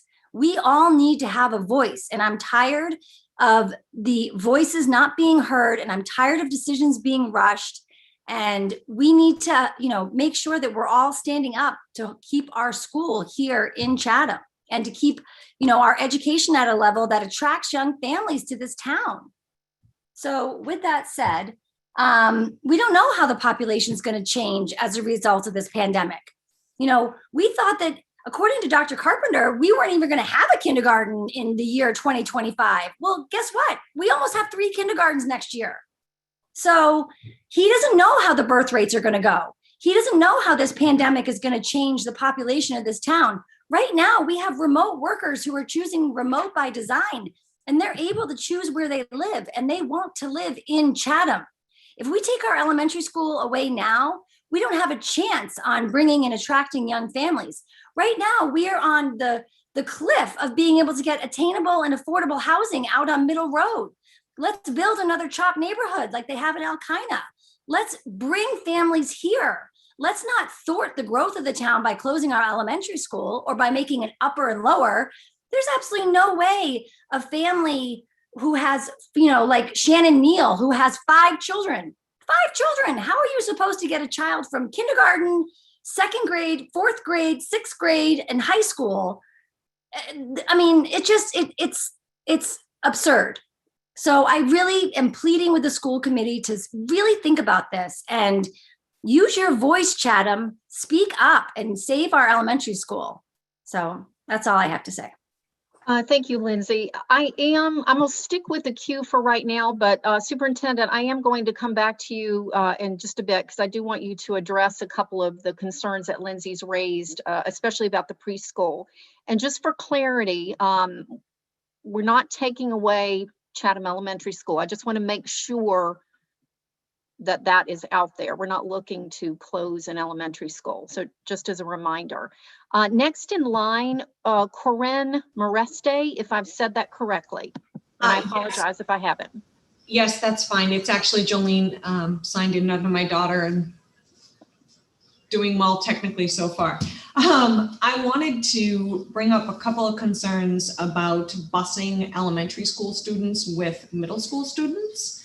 I'm not comfortable with the bus to begin with, but I don't think that the idea of having elementary school students riding with, all the way up to 7th grade is such a great idea. I also wonder about what the school is going to be able to do with after school programs and before school programs to accommodate the fact that parents are going to have to be driving one way. Literally, we live equal distance between both schools. There would not be a possibility for me to get both children to their schools in the morning, which is what we do now, drive, because it's equal distance all the way across town. So there would have to be something that the school is planning, maybe after school and before school, which extends the day, adds an extra cost to families. I was a little frustrated when I first started my adventures again with Harwich and Chatham Elementary School, because I had a son who was coming from a very small pre-K program, and this was maybe 3 years ago, and the schools were advertising openly on the radio, please come to to Chatham Elementary. If you're a Harwich family, we'd love to have you come. Went through the whole process and was very adamantly told, nope, there are no available spots. You cannot come to Chatham Elementary, which for my son would have been a better choice, I think, because of its small class sizes, because of its limited number of students. And I think that I'd like to know how many students per year would have liked to go to Chatham, either from interdistrict choices or from school choices. And I think I'd like to know what the harm would be in opening up the availability for Harwich Elementary students to choose to go to Chatham, even if that resulted in slightly smaller numbers in one school. And I understand the whole peer group thing, but if your student is having a difficult time in a small school and you are able, which we have the great opportunity of having a small school and a larger school, to choose to send your child then to Harwich Elementary, where they could get some of those peer issues resolved by having a larger group. I'd just like to know where that all falls. Okay, thank you. And I'm sorry, was your name Joanne? It's Jolene. Oh, Jolene. And you live in Chatham or Harwich? I didn't catch that. I'm sorry, I didn't say. We live in Harwich, and I have 2 boys that go to Harwich Elementary. Okay, thank you very much. All right, we're going to move on in the queue to Bree, and then I'm going to ask the superintendent to address a few concerns. But Bree, you're next. Go ahead. Hi, everybody. My name's Bree Schreiner, and I live in Chatham. I have 3 children. One is in preschool, and one is in kindergarten. He's in the Lone Chatham preschool kindergarten class, and I have a 5th grader. I'd like to just echo some of Mira's comments. I had brought this up too with a group of parents, that I feel that children in the elementary school years deserve and want to be with other children in their family in the elementary grades together, especially in places like school and on the bus. There's something incredibly magical about a kindergartner getting to go on the bus with his 2nd grade or 3rd grade or 4th grade sibling, that's stripped by doing the splitting of the school amongst the grades proposed. So Mira spoke to the stresses on the parents, and I totally agree. But I also think that from the perspective of the social emotional health and vitality of the children, splitting up sibling groups can be incredibly taxing on the children themselves. And the power of the peer role model within the middle elementary school, with the 4th graders being models for the younger children, is incredibly powerful. And I would love to hear the parents and the teachers' perspectives on that. I'm a former middle school teacher. I have a master's in education. I was a teacher in New York City. I have no experience in a school like Chatham, so I'm not a good resource in that sense. But I feel really strongly that kindergarten through 2 benefits immensely from the presence of grades 3 and 4. And that should be, I think, embraced and used and celebrated within our elementary school. And it certainly is. The Kindness Club is like this amazing, awesome program at Chatham that I can't really see being quite so out. I just think it would be different, right? If there weren't those younger grades to look up to and see the wonderful, magical, helpful things that their older peer group is doing. So I do feel very strongly that the elementary school should be pre-K through 4. And I do not agree with splitting up elementary schools. The busing situation becomes very onerous. Some children would be bused a very long way, possibly to ask a parent to say, sorry, you're going to have to drive because that's where you live. And then just to speak to, I'm so sorry, I don't remember names all that well, the principal of Harwich Elementary School, who was letting us sort of speaking to the idea of redistricting. I don't think any of the parents that, at least in the latest conversations that we've had, have ever thought that redistricting is the correct thing to do. We just want the Harwich parents who would like to go to Chatham to be able to go to Chatham. And of course, it's not fair. Of course, I agree. It's not fair to ask the Harwich families to just go to Chatham because a line was drawn in the sand and that's where you go now. But I don't think any of us would ask that or propose that. And so that, I think I might be at 3 minutes, but I just really want to know more tangible stories about why the transition to Monomoy Regional Middle School has been hard for specifically the Chatham Elementary School 4th graders. Is that a trend that keeps happening and is always unique to Chatham? And is that enough? Are those exceptions enough to drive systemic change like this? And I just don't hear those stories personally. That's because I'm removed. I'm not on social media. I don't have a huge friend group in the town, but I don't also hear the stories. Granted, I get Dr. Millen did say it's such a small community that those stories end up being everyone can know who's who, but they matter. And what are they? And who are those parents? And I'd love to hear more from them, real stories about why this isn't working in the way it is. So thank you. Thank you, Bree. And I just wanted to remind everybody, because our presentation did go a little bit longer than expected. So my intention is to give public comment a full hour. And so that would take us to 8:20. So I don't want anyone who is looking to speak tonight, I don't want you to feel like you can't have a voice here. So with that being said, we're going to stay in the queue, and Heather DeVoe, you are next. Hi, thank you so much for holding this event here. So I am from Chatham. I grew up here. I attended Chatham schools from K through 12. And I have 3 children in the elementary school. Well, 2 in the elementary school, 1 year away from the elementary school. So I am one of those parents who has, back-to-back children where they would be ideally in my perfect world where this Chatham Elementary remains as it is, that my youngest will have an opportunity to be in school with my oldest. So I fully do not support the idea to separate the schools. I think that there have been many points that have been made so far that are very valid.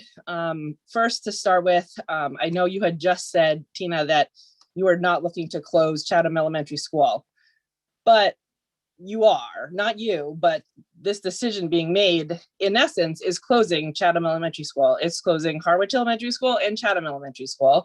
And it's redistricting and becoming an entirely different school. It's a new system, an entirely different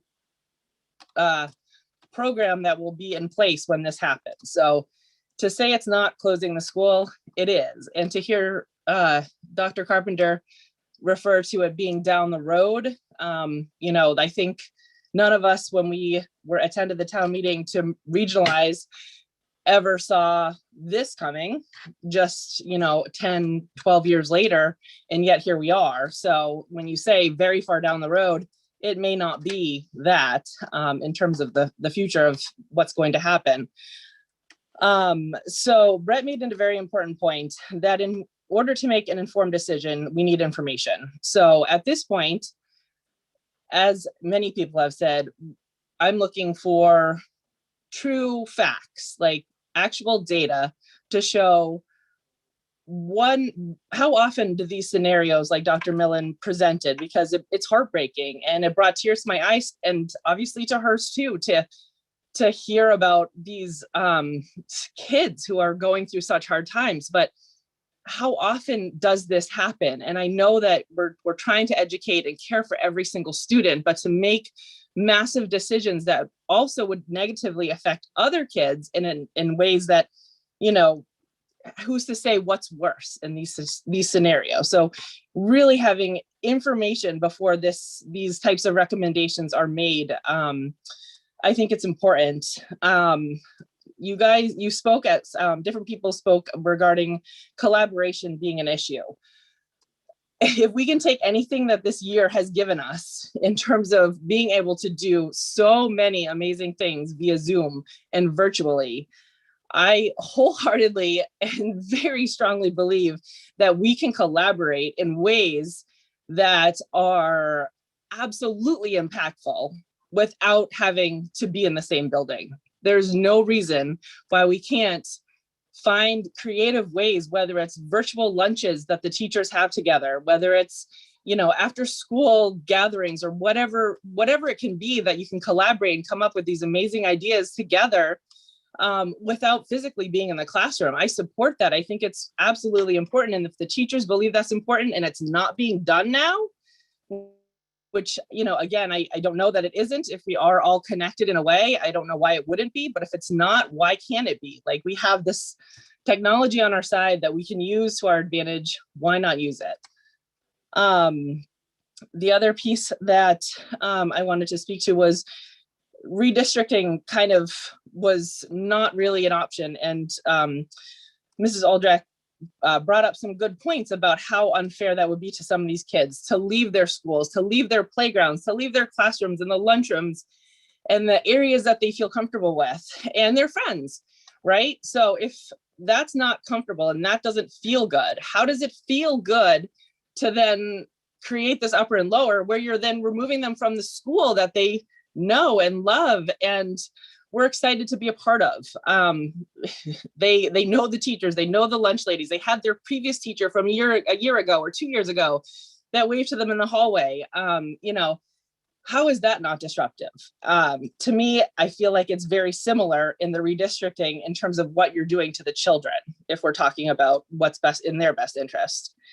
And lastly, the last thing I wanted to talk about was what Bree actually just said. She took the words out of my mouth.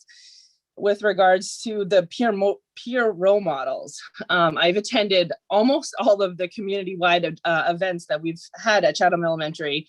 And my favorite parts, the speakers have been absolutely wonderful, but my favorite part is the beginning when the Kindness Club gets up and gives speeches and announces kids who have been kind more than 10 times in the month or whatever their achievement is.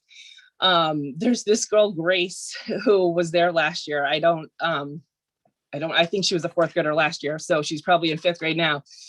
But she was incredible. And she stood up there with such confidence, far more confidence than I have at this moment.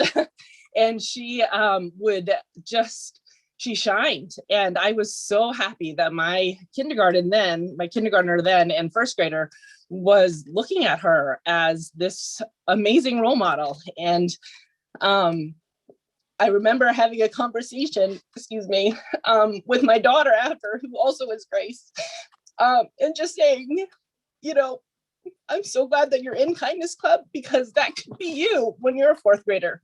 Like, do you see the difference that this little girl is making, and how amazing she is, and how such an integral piece of her school she is, and what a leader she is, and how not scary it was for her to be up there and talking and sharing with her peers and her fellow friends about the importance of kindness. And that was so touching to me, and to take that away and to lose that connection to older children and to only have kids up to 2nd grade. I have a 1st and a 2nd grader now, and my 2nd grader is in no way, at that point where she would be able to conduct herself in that way. And I don't know that many would be, and especially if they don't have, older ones to kind of look to. So I think that these are all really important things to consider. I understand where the other side has valid points, but I truly believe that there are valid points on both sides. And I think it's important that this is happening right now, and that you all are listening and can understand where our frustrations are coming from, and feeling like this side of it has not really been expressed and not been heard. So really appreciate the time. Thank you for listening, and thanks for holding this session. Thank you, Heather. And before you go, I just wanted to clarify something, because you were talking about closing the elementary school. I think what you mean, and I just want to make sure we're hearing you correctly, when you say closing Chatham Elementary School, I think you're meaning as is, like as it is right now. Is that what you mean? Yes, exactly. Because that is Chatham Elementary, and then we have Harwich Elementary. So it would no longer be that. It would be Chatham Harwich Regional Upper Elementary and Chatham Harwich Regional Lower Elementary. So yes, it would no longer be in existence. Okay, I just wanted to make sure that we heard what you were trying to say there. So that's what you mean when you say closing the elementary school. Thank you, Heather. Next in line, we're going to move to Melissa Erickson. Melissa, go ahead. Hi there. Thanks again for holding this forum. It's been really great to have this opportunity to listen and learn, and for all of us to kind of share where we're at. I do agree with a lot of what Chatham families have expressed tonight. Brett, Heather, Lindsay. I don't remember everyone, so I'll try not to repeat too much of what they said, but this does really seem to be primarily a budgetary problem.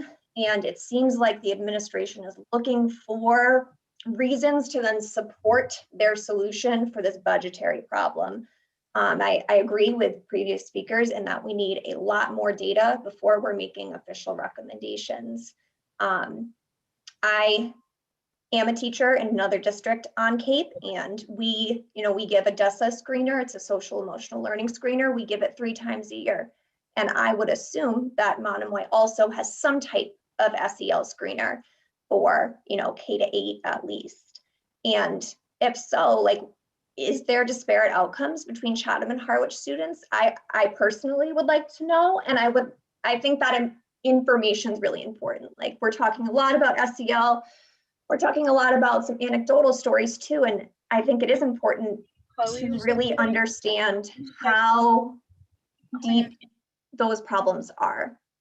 How commonly are they occurring? As someone else said, does it make sense to completely, uproot everyone and make systemic change if it really is only one or two instances. And that's not to minimize one or two students who are struggling. I mean, my heart goes out to them and I have so much empathy for them, but are we really looking at massive problems here? So I think we need a lot more data. Another point I wanted to bring up earlier in the presentation, I noticed that there's this little graphic of all the other schools on Cape who have an upper and lower elementary, and a comment was then made that, well, these schools did this for educational equity, and so we should too. And I'm paraphrasing, but that's what I interpreted from that portion of the presentation. And I just wanted to remind everyone that not all the schools in our area who've done that have done so for educational equity. I mean, Brewster did not do it for educational equity. They built the Eddy School in 1995 because they anticipated a population explosion, which never happened. So instead of shuttering the school, they did upper and lower just to save the building. It was a budgetary concern. And that's true of other buildings too. So I just want to provide a little context there that it's not always about educational equity. There is a financial aspect of it. To that end, I really appreciated what Heather said about collaboration in this year, 2020-2021 school year. As a teacher myself, I can attest to the fact that collaboration intra-district is stronger than ever, at least in the district where I work. I am a curriculum coordinator pre-K to 7. So we have 5 elementary schools where we are collaborating daily. Our collaboration has never been better. So to state that consistency of curriculum and imbalance of teacher collaboration is a reason to need an upper and lower elementary just doesn't sit right with me in my professional experience and opinion. So I just wanted to provide that perspective as well. I think that's about it. But again, I just really want to thank everyone for sharing their thoughts and for the opportunity to speak tonight. Thank you. Thank you, Melissa. Next in line is Danielle Talley. Danielle, go ahead. Hi, good evening. Thanks so much for holding this forum.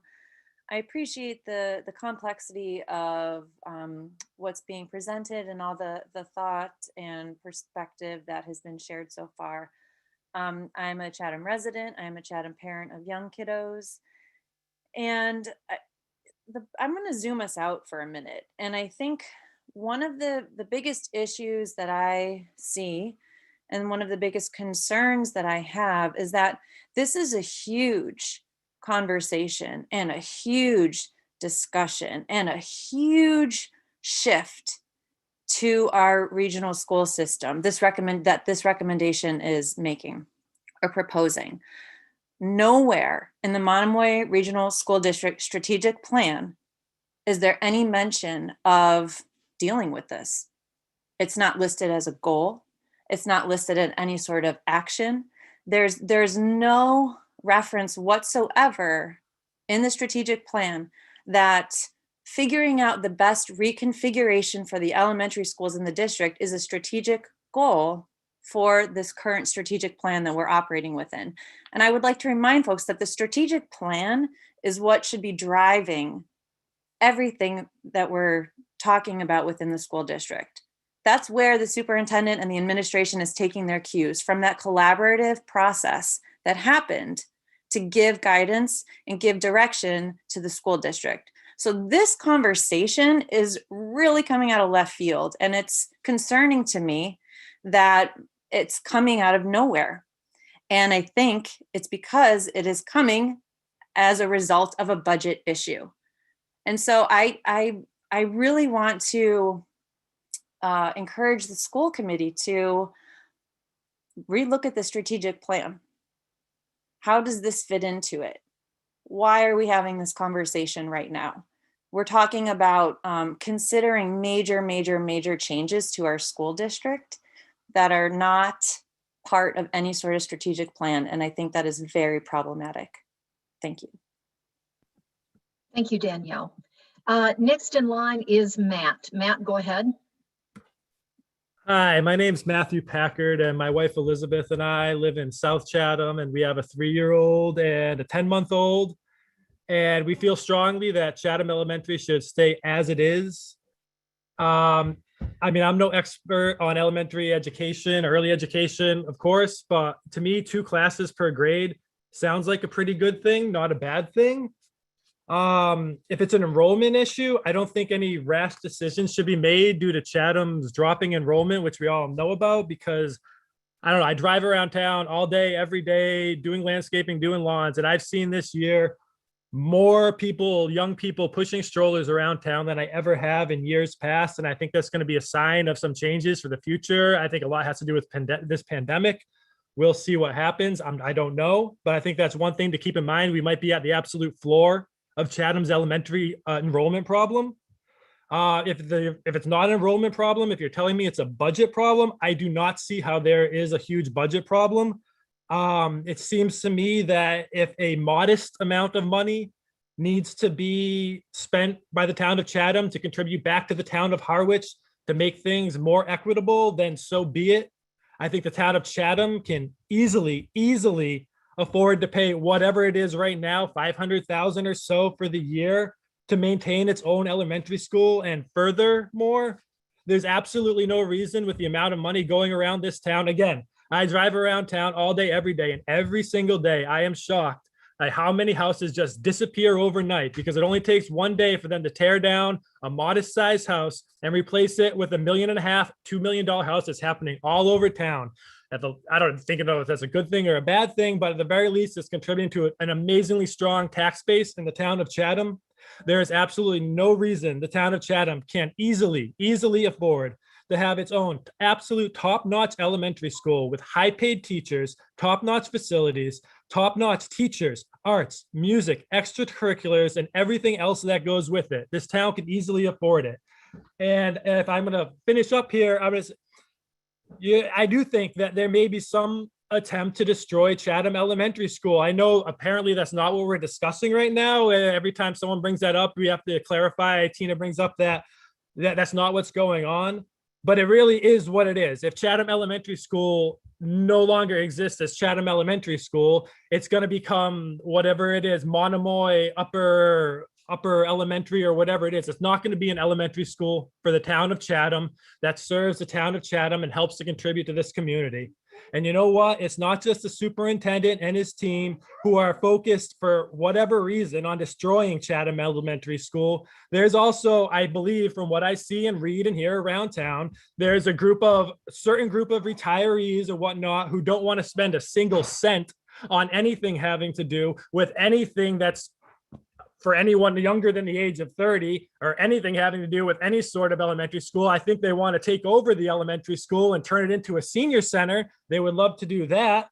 And it's not just that, but there's also a huge population. Of course, they can't vote, but the second home owners all over Chatham who are taking over the town in a lot of ways, like it has been going on for a while, and they would not want to see a single penny spent to maintain Chatham Elementary School or any other institution which helps to create a real community in this town. There are many people in this town that treat Chatham home ownership as just another piece in their investment portfolio, and they would be very pleased to see the demise of Chatham Elementary School, just as the superintendent and his team have talked about. And I am not happy about that, and I hope it doesn't happen. And that's all I have to say about that. Thank you. Thank you, Matt. Next in line is Michael Westgate. Michael, go ahead. Thank you, Tina. I really admire the comments that have been made by all the young parents over the past hour or so. I just want to add how strongly I feel that the heart of the community is the elementary school, and to make a Monomoy regional upper school, upper elementary, and a Monomoy regional lower elementary in Harwich and Chatham would do both towns a big disservice. My father was on the Chatham School Committee from 72 to 84 after retiring as head of a school in a private school in New York. He advocated regionalization. This was back in 1982, almost 40 years ago. But never ever has dismantling of Chatham Elementary, as we know it, been part of the discussion in Chatham. It would have failed at town meeting on the regionalization. I think it would fail again if it was brought. I'd like to agree with Robin on the need for the teachers and the parents to have some predictability. I think if Chatham were more or less guaranteed 2 classrooms at each level and fill them with choice, that would be an excellent place for Chatham to be. I think Chatham, as has been mentioned by others, would consider paying some extra for the privilege of having what hopefully would be actually filled voluntarily by Harwich kids.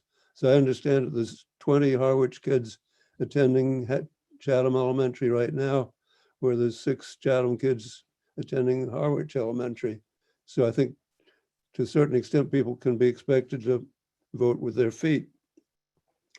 You talk about imbalance, that's an issue for a superintendent perhaps, but the kids sure don't care about any imbalance. They care about having their teacher, their school lunch person and so forth. I'd also like to question this class size.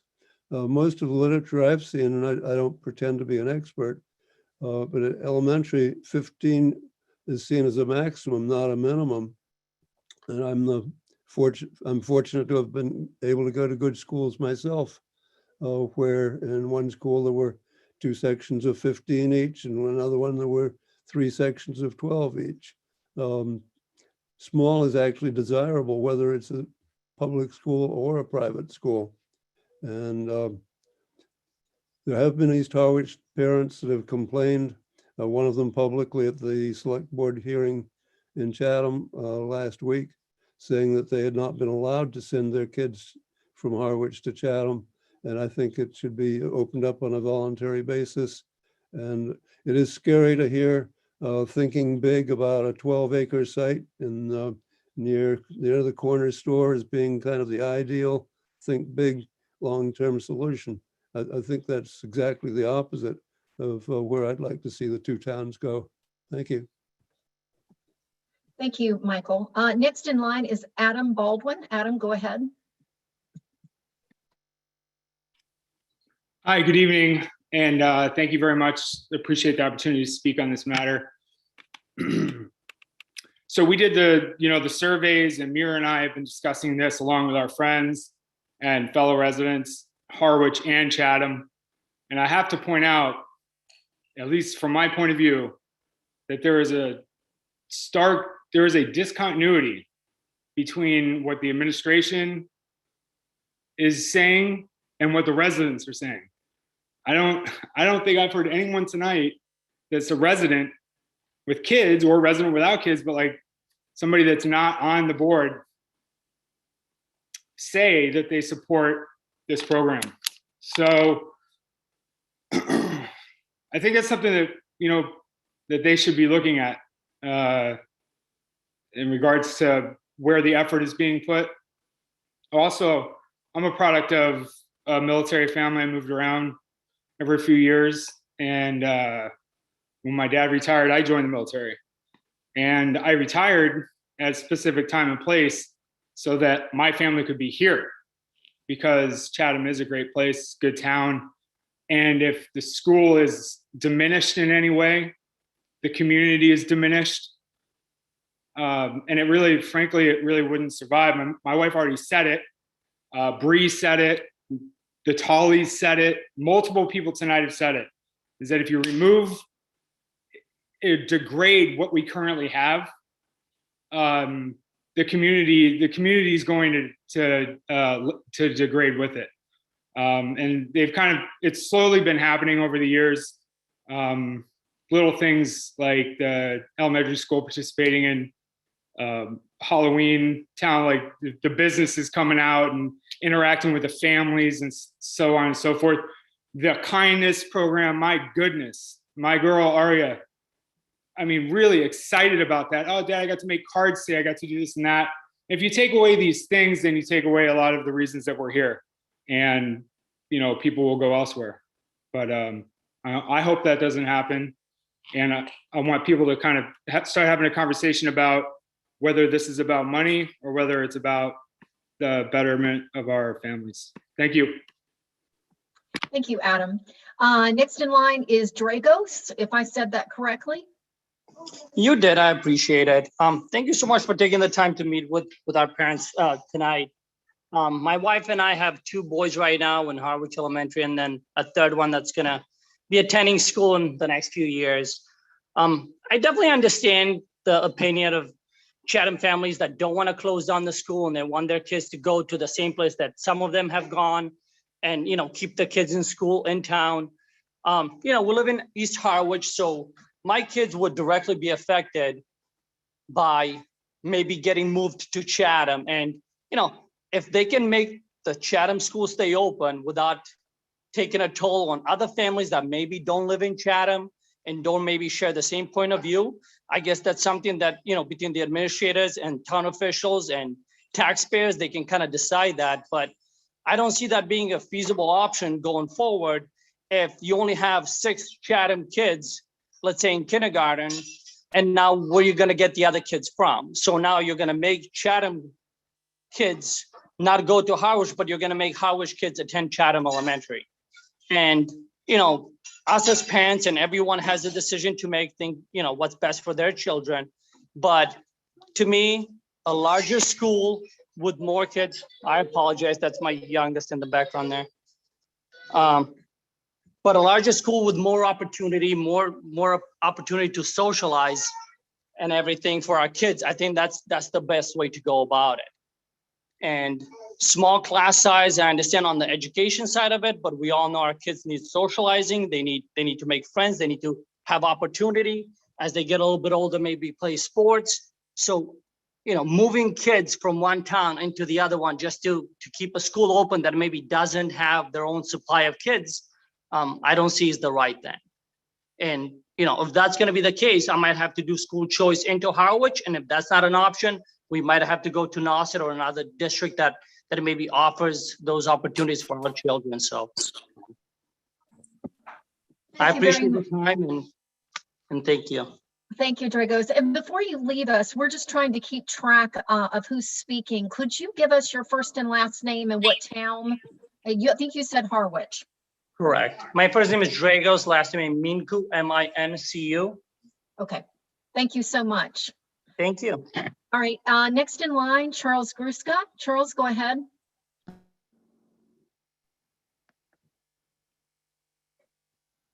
Thank you. Charles Gruska, Harwich.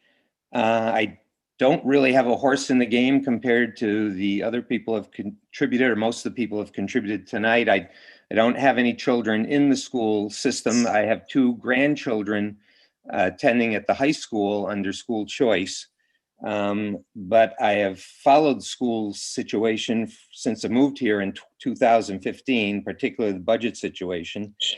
I speak from my background as someone who was an educator for 34 years, 24 of those years as a school principal in grades that covered pre-K through grade 8, including a stint as an integrated preschool principal combined with a K-5 principal and 14 years as a grades K-8 principal. I kind of feel like I'm back on the job and out of retirement listening to this tonight. From the perspective of my background as an educator, it reminds me of the time when the regional school district I was in, the town I was working in, of the 5 towns in that district, had to go through a process because of expanding enrollment, not having enough room in its schools. And they were going to be closing 3 very old, small neighborhood school elementary buildings, renovating my building, which was the largest, and building 2 brand new, larger elementary schools. And it was going to mean that 2/3 to 3/4 of the students in the town were going to have to transition into a new building with many new teachers at the end of that process. So I can appreciate the level of anxiety that I'm picking up and sensing, and I imagine exists out there. First of all, can assure people that because the process was done with such thoughtfulness and consideration for the families and for the children, that it was a very happy transition, and that most of the students and families wound up being very happy with the new buildings that their children were attending, with the new staffs, the new groupings of students that they were with, although one wouldn't have believed that that was going to be the case at the stage of the game before that decision was made. I want to say, in response to the idea of this is a budgetary issue, I followed the budget of the school district with a lot of interest since I first moved here back in 2015.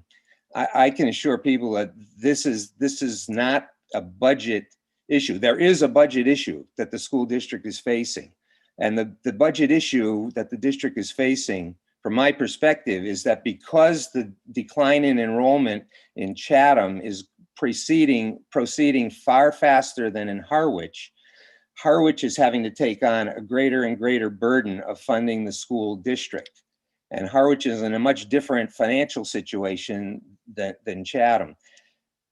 No matter what happens with the Chatham Elementary School, and no matter what happens with funding of the Chatham Elementary School, that's not going to solve the budget issue from my perspective. This year's budget that was passed for FY22 that's going to town meeting starting this Saturday in Harwich is a school budget that did not include over $600,000 worth of identified needs identified by the administration, including some needs at the Chatham Elementary School, some needs at the middle school, and some needs at the high school, and some needs district-wide, which impact students at Chatham and Harwich at all grade levels. So it's not an issue of the elementary grade levels when we're talking about budget. And even if Chatham were to contribute to pay for the additional monies to pay for the operational costs of Chatham Elementary School, that would not bring $1 to bear on those $600,000 of identified needs that exist out there, because all that those funds would do would be to meet the assessment of Harwich to make it affordable for Harwich to pass this budget. And at the rate that things are proceeding, this is only going to accelerate to the point where year after year, the school budget will be driven by what the town of Harwich can afford. And the town of Harwich cannot afford assessments that are going to fund the school budget that's going to enable everything to stay the way it is, which is fantastic. I am blown away by the quality of the Monomoy School District, having worked 34 years in another school district, a regional school district, the largest in the state. And I'm just amazed by the education that my grandchildren are receiving in the Monomoy district and have since they moved here. So I just want to assure people that there are two separate issues, and they're totally separate. And no matter what happens with Chatham Elementary School, that is not going to solve the fiscal situation that's facing the district that impacts Chatham students as well as Harwich students, and impacts kids at the middle school and at the high school, in addition to the elementary. And we're going to be seeing the school committee having to cut budgets, increase class sizes, do away with some programs, because the decline in enrollment isn't going to provide enough fiscal relief for Harwich to be able to afford the kind of budget. That's my projection. That's my prediction.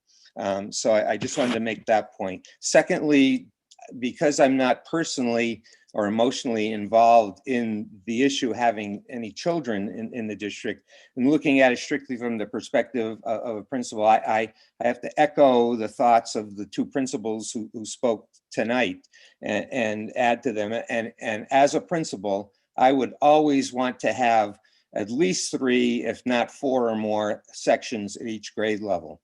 The first priority for me would be that we could match every student with their learning style, matching the teaching style of the teacher that they have. Such a critical factor on how that school year is going to go for the student. And so we worked very hard, just as the principals expressed tonight. This was one of the most important processes of our school year, was matching students with teachers for the following year. And there are, for some students, not all, some students that absolutely need a teacher with a particular style and personality for things to work. I had 2 children. One of those 2 children, that was a necessity. I have 4 grandchildren. 2 of those 4 grandchildren, that's a necessity. They don't work well in school. They don't learn well when they're not matched well with a teacher in school. So the other consideration is blending of kids, and the principle is always the earliest that you can blend kids, the easier it is for kids. Before I became a principal, I was a school counselor for 8 years. I was a special education for 2 years before that. My entire background is focused on what's best for kids. The best superintendent I worked for said every decision we make should be the decision that's best for kids and no other consideration. The younger the kids blend with others, the better. Right now in the district, we're blending students at the 5th grade level. Just as they're starting to come into puberty, just as they're starting to realize all the magnified importance of social relationships, we're putting them in a new building with new teachers, and at the same time, social relationships are becoming a factor. I'd be particularly concerned as if I were a Chatham parent, because the overwhelming number of students blending in at the middle school are from Harwich, who have already developed strong social relationships, and the Chatham kids have to break into that. So again, there's a benefit. I don't see that there's a problem with Little League. My grandson played Little League. It was Harwich Chatham Little League. There didn't seem to be a problem with Harwich and Chatham playing Little League together. There didn't seem to be a problem with Chatham families coming to Harwich to the field to play Little League. There wasn't a problem for my grandson, Harwich kids on my grandson's team to go to Veterans Field to play Babe Ruth when he got to that level. It is more one community than it is 2 separate towns. At least that's the way I've envisioned. I belong to the Chatham Harwich Newcomers. It's one community organization. My wife is a member of the Chatham's Women's Club, even though she lives in Harwich. And so we just see it as a single community. And I just share that perspective that some of us do see it that way. As far as I see the problems of parents who have kids at different grade levels, particularly I'd say the school district would have to look at that idea of school scheduling and before and after school programming if the school in Harwich and the school in Chatham were on different schedules in a regionalized concept. That's a very valid concern. The concerns about kids being at multiple grade levels in different schools, that's a matter of communication among the principals. You don't schedule the parent conferences or parent programs on the same evening in 2 schools at the same time and put parents in conflict for that. You can have a PTO that services the whole elementary, the combined PTO of the 2 schools with membership, leadership from both schools, and having family events and family-oriented activity for both schools. So there are ways to deal with that, as we had to deal with it in the community I worked that had 3 elementary schools, a middle school, and a high school, all trying not to step on the events of one another. So it is possible. So Charles, my apologies. We're running. Our timer is ended. Are you done? Do you have just one closing statement? That was my final comment, and I just wanted to just put that out. And I appreciate the opportunity, and I appreciate everyone's concern and sensitive to the anxiety that's out there over the issue. Thank you very much. I appreciate it. So we are getting to the bottom of the hour, but I do see John's iPod, but I think it's John in the queue. So John, go ahead. You've got the mic. Hi, Tina. This is John Larrabee. I'm a Harwich resident, Harwich Elementary School graduate, Harwich High School graduate. I'm not sure I have a dog in the fight either. My last child, I have 4 kids in 3 different schools in the Monomoy district. 1 in elementary, 2 at the middle school, and 1 at the high school. My youngest is in 3rd grade. But what I would like to say is I very much appreciate all that our superintendent and administrators and school committee do here. I love our schools. I think Scott's worked very hard on this issue. Someone said earlier that this was coming out of left field. He brought this up 3 years ago. And I think it's just progressed faster than he imagined that it would. I've also heard that there's a push to close Chatham Elementary. I haven't heard a push. I think they're looking for options. I haven't heard a push to close the school. But I know everybody has different opinions on it.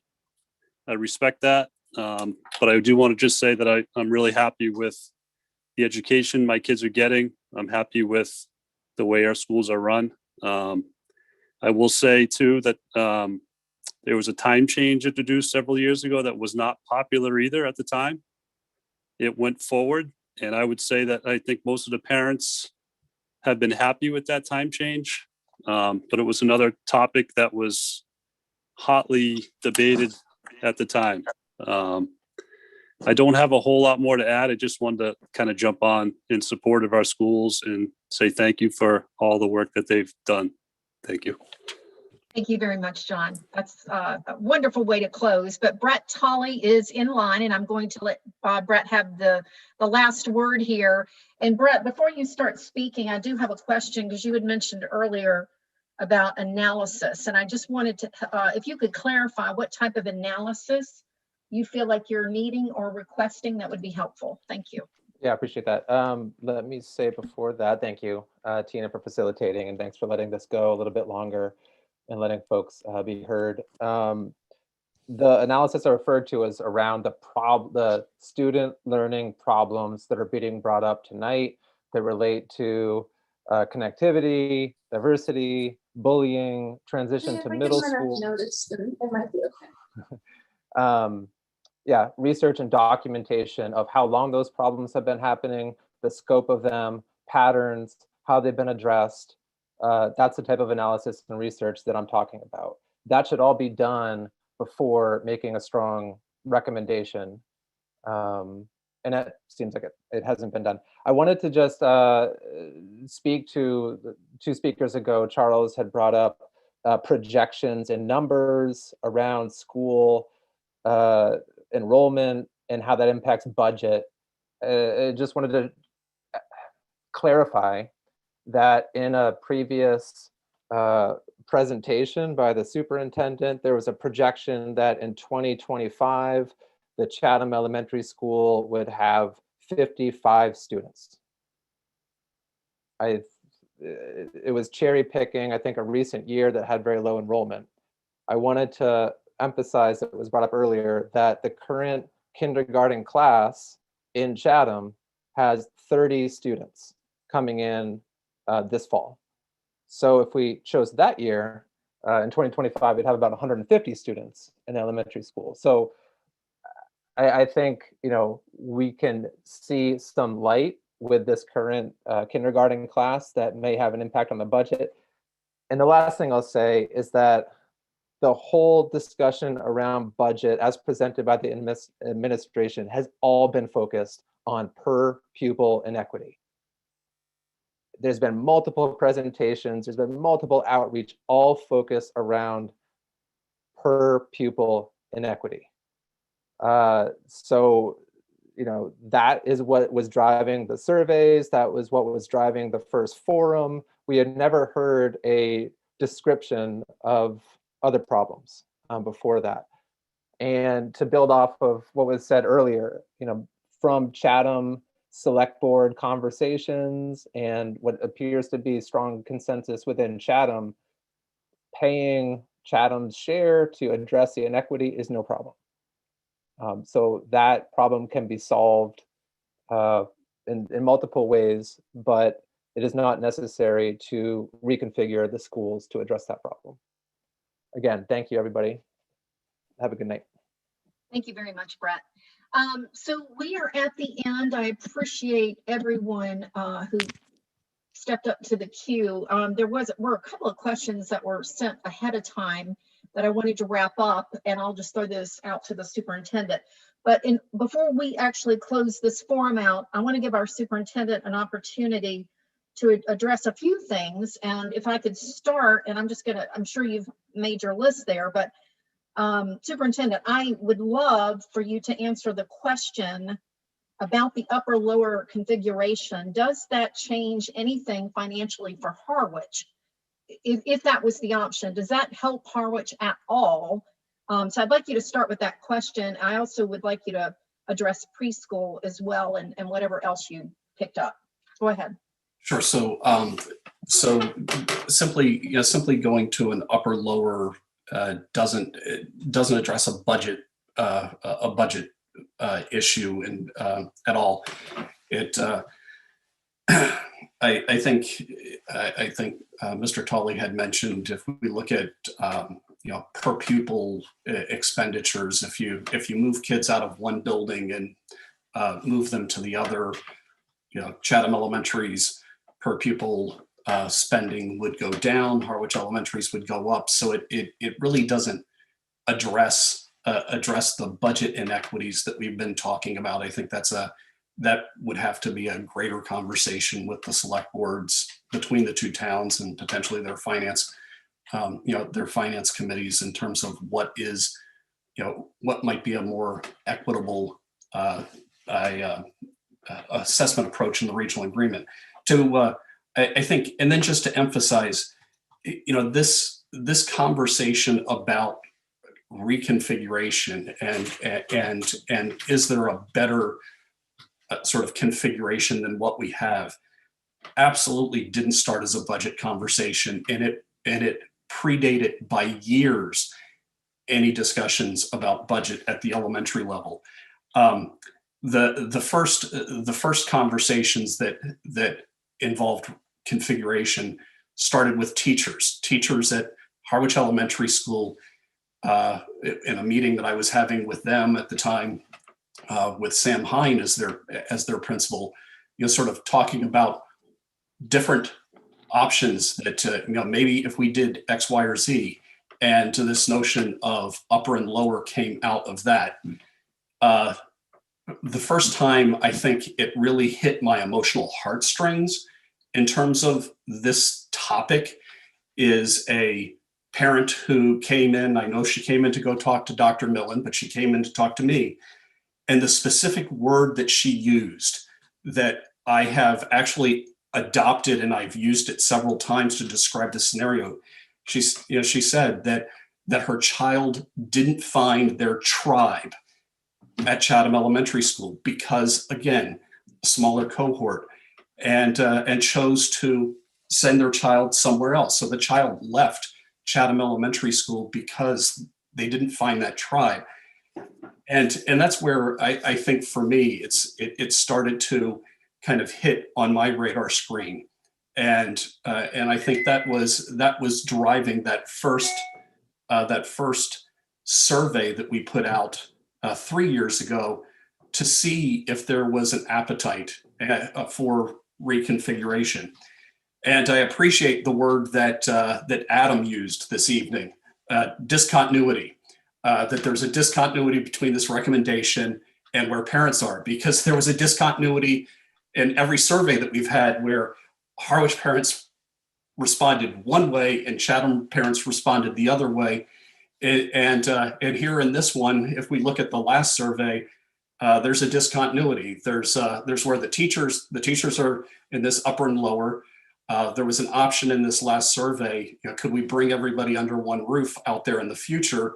And the Harwich families were all in favor of that one, and the Chatham families were largely in favor in the survey of some sort of reconfiguration or maintaining the status quo. So there was, so there's not a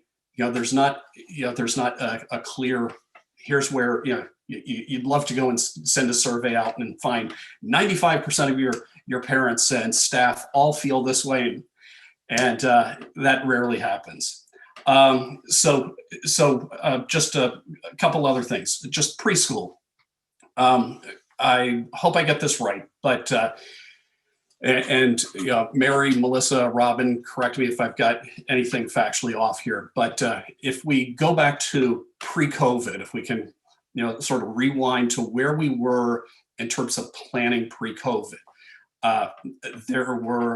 we were at this point at Chatham Elementary where we didn't have enough preschoolers in our preschool program that the school uses. You have to keep in mind that our preschool program is an integrated preschool. It's a program that provides special education services to some children who have needs, and it pairs children with special needs with peer models or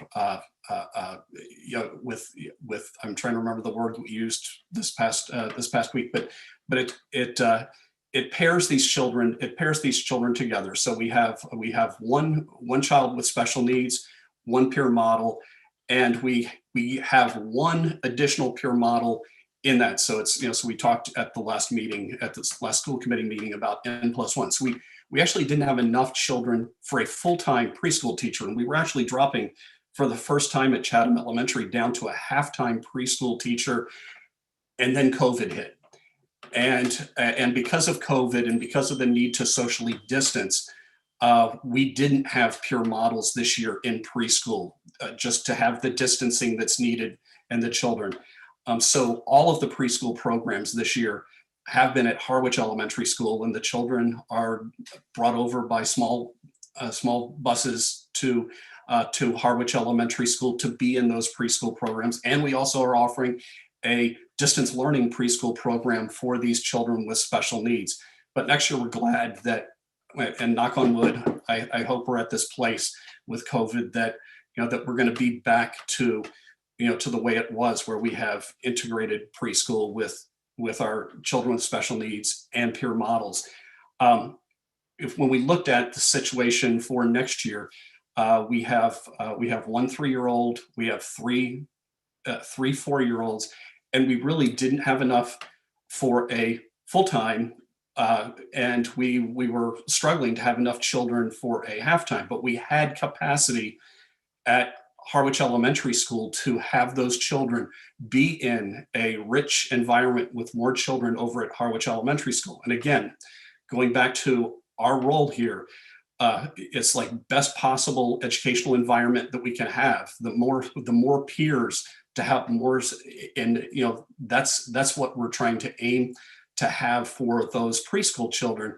And again, to be fiscally responsible about how we do this. So, so we have rolled it in there. The kids end up back at their own school. And in the presentation that we made at the school committee meeting, we actually have more Chatham families are being served by the integrated preschool over at Harwich Elementary School next year than if we were to run a halftime section at Chatham Elementary School. Just some other really quick things that came up. There was somebody had mentioned busing, and I would fully acknowledge that if we went to an upper and lower, if your family lives, along the town line, in between Harwich and Chatham, odds are your children wouldn't see any difference in length of ridership on buses. But if you live closer to the town centers, or closer to the ocean in Chatham, or West Harwich in Harwich, there would be, odds are for the time that your child was going to the other town's elementary school, the ridership time might be, or would be longer. At the moment, I think someone was worried about elementary school and middle school kids being on the same bus. I think keep in mind what we had presented at the school committee meeting is if we did something like this, it would be grades 3 through 7, a 5-year span. And at the moment, we have a 5-year span that are on buses at going to elementary school, preschool through grade 4. And we've got a 5-year span that's on buses at high school, grades 8 through 12. So, so I think it's a doable thing. But again, it's feedback's why you have sessions like this. School choice, I want to emphasize one thing. We're having an increasingly small population of school-age children on Cape Cod, and the ability for us to go and consistently get Chatham up to 2 viable sections through school choice, it is one of the driving factors for this conversation. So that there's going to be 30 children in kindergarten next year at Chatham Elementary School. That includes the school choice kids that are propping it up to 30. So it was either going to be one really large section of kindergarten, but thankfully we had enough school choice this year. And we'll have to see what the next year holds. But we're sort of teetering on the edge of, it's going to be 1 section or 2 sections in any given year in Chatham. and there's not consistently enough school choice children that are coming in. Mark Smith there's a link on the website you can go to and get all sorts of information on school choice. All the kids that have applied over the years, I think from 2016 to present, it has the numbers and everything. You can go and look all of that up. I really appreciated somebody bringing up the point on, if couldn't just the folks at Harwich Elementary School and Chatham Elementary School collaborate by Zoom. And we're doing a lot of that this year. And I think there's a lot of lessons we can learn, but I think we could also all agree that we're all looking very forward. And I think oftentimes these conversations are far more productive if we can just be together face to face. And I think that's really, what's at the heart of some of this too. Anyway, that's all. I just want to turn things back over to you, Tina. Thank you. And Superintendent, before we kind of wrap up, I just wanted to get a couple clarifications because I did get a couple of questions ahead of time. So the first one is, and I think you were touching on this, but how many kindergarten classes in Chatham for 2021-22? I don't know if Dr. Millen can answer that. And is there a wait list? Happy to answer that. So there will be 2 classrooms of kindergarten in 22. So next year, 21-22. Again, Superintendent Carpenter is right.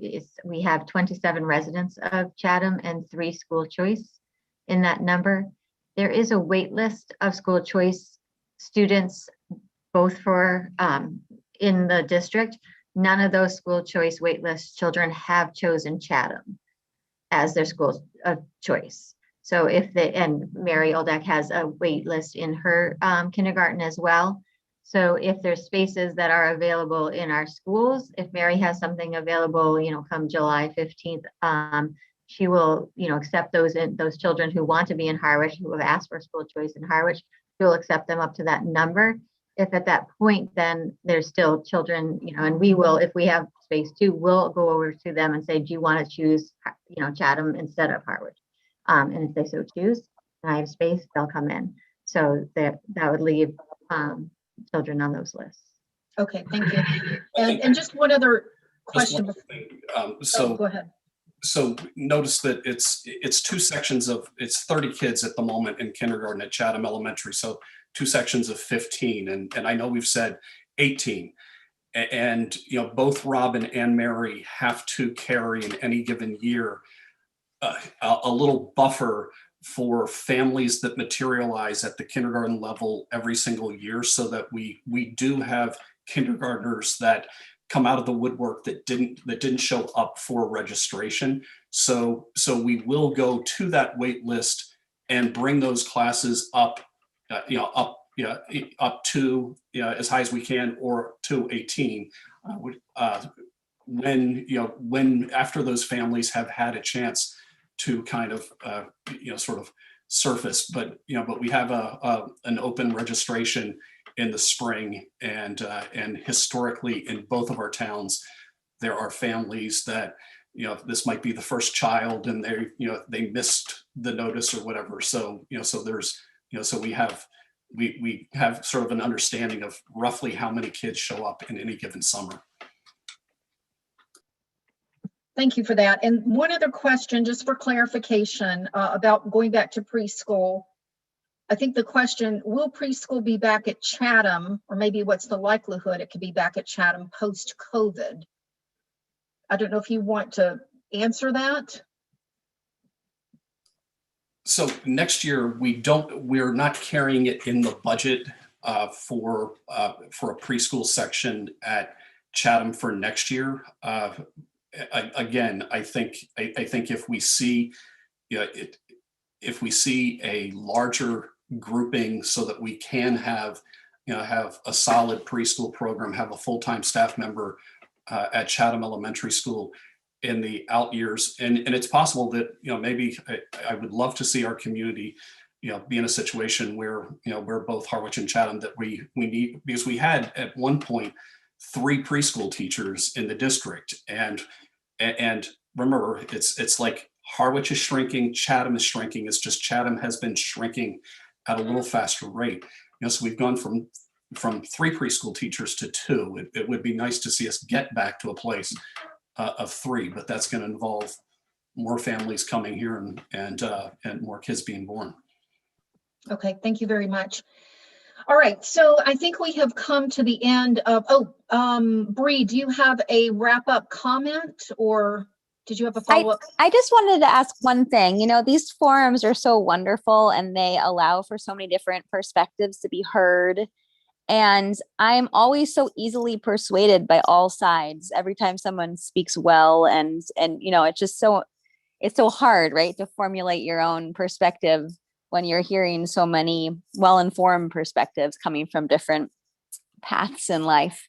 And I just wanted to ask, the teachers that were surveyed, if they were invited to this, and how many of them are here, and if they were to do that survey again in support of this configuration, would it still be majority? Like when you hear the voices of the parents and more parents and more parents, and when I hear the voices of the administration, I understand all the points, but these surveys are only one point in time, and they're given at a time when the parents and the teachers and everyone involved has just a moment in time that they're reflecting upon usually. And that's really hard. So I think surveys are very important, but it's hard for me to really I always take them with a grain of salt. And I just wanted to say that. So thank you.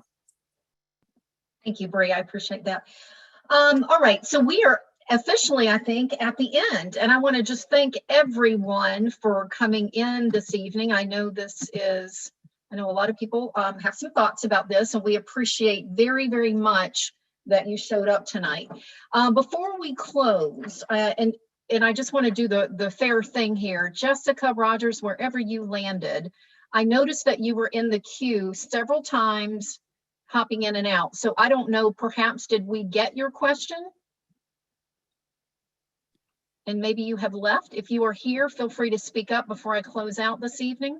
No, I'm here. I just wanted to speak about the preschool situation. I am the parent of a preschooler. I also have 2 other children that are in the school district. I'm on the school council and pretty involved overall, and have been. And I think, so anyway, I also attend the school committee meetings whenever I can. And if I can't attend in live time, that I tend to watch them when I do have a moment to myself, just so that I have a better understanding of what's going on in our community and our school systems.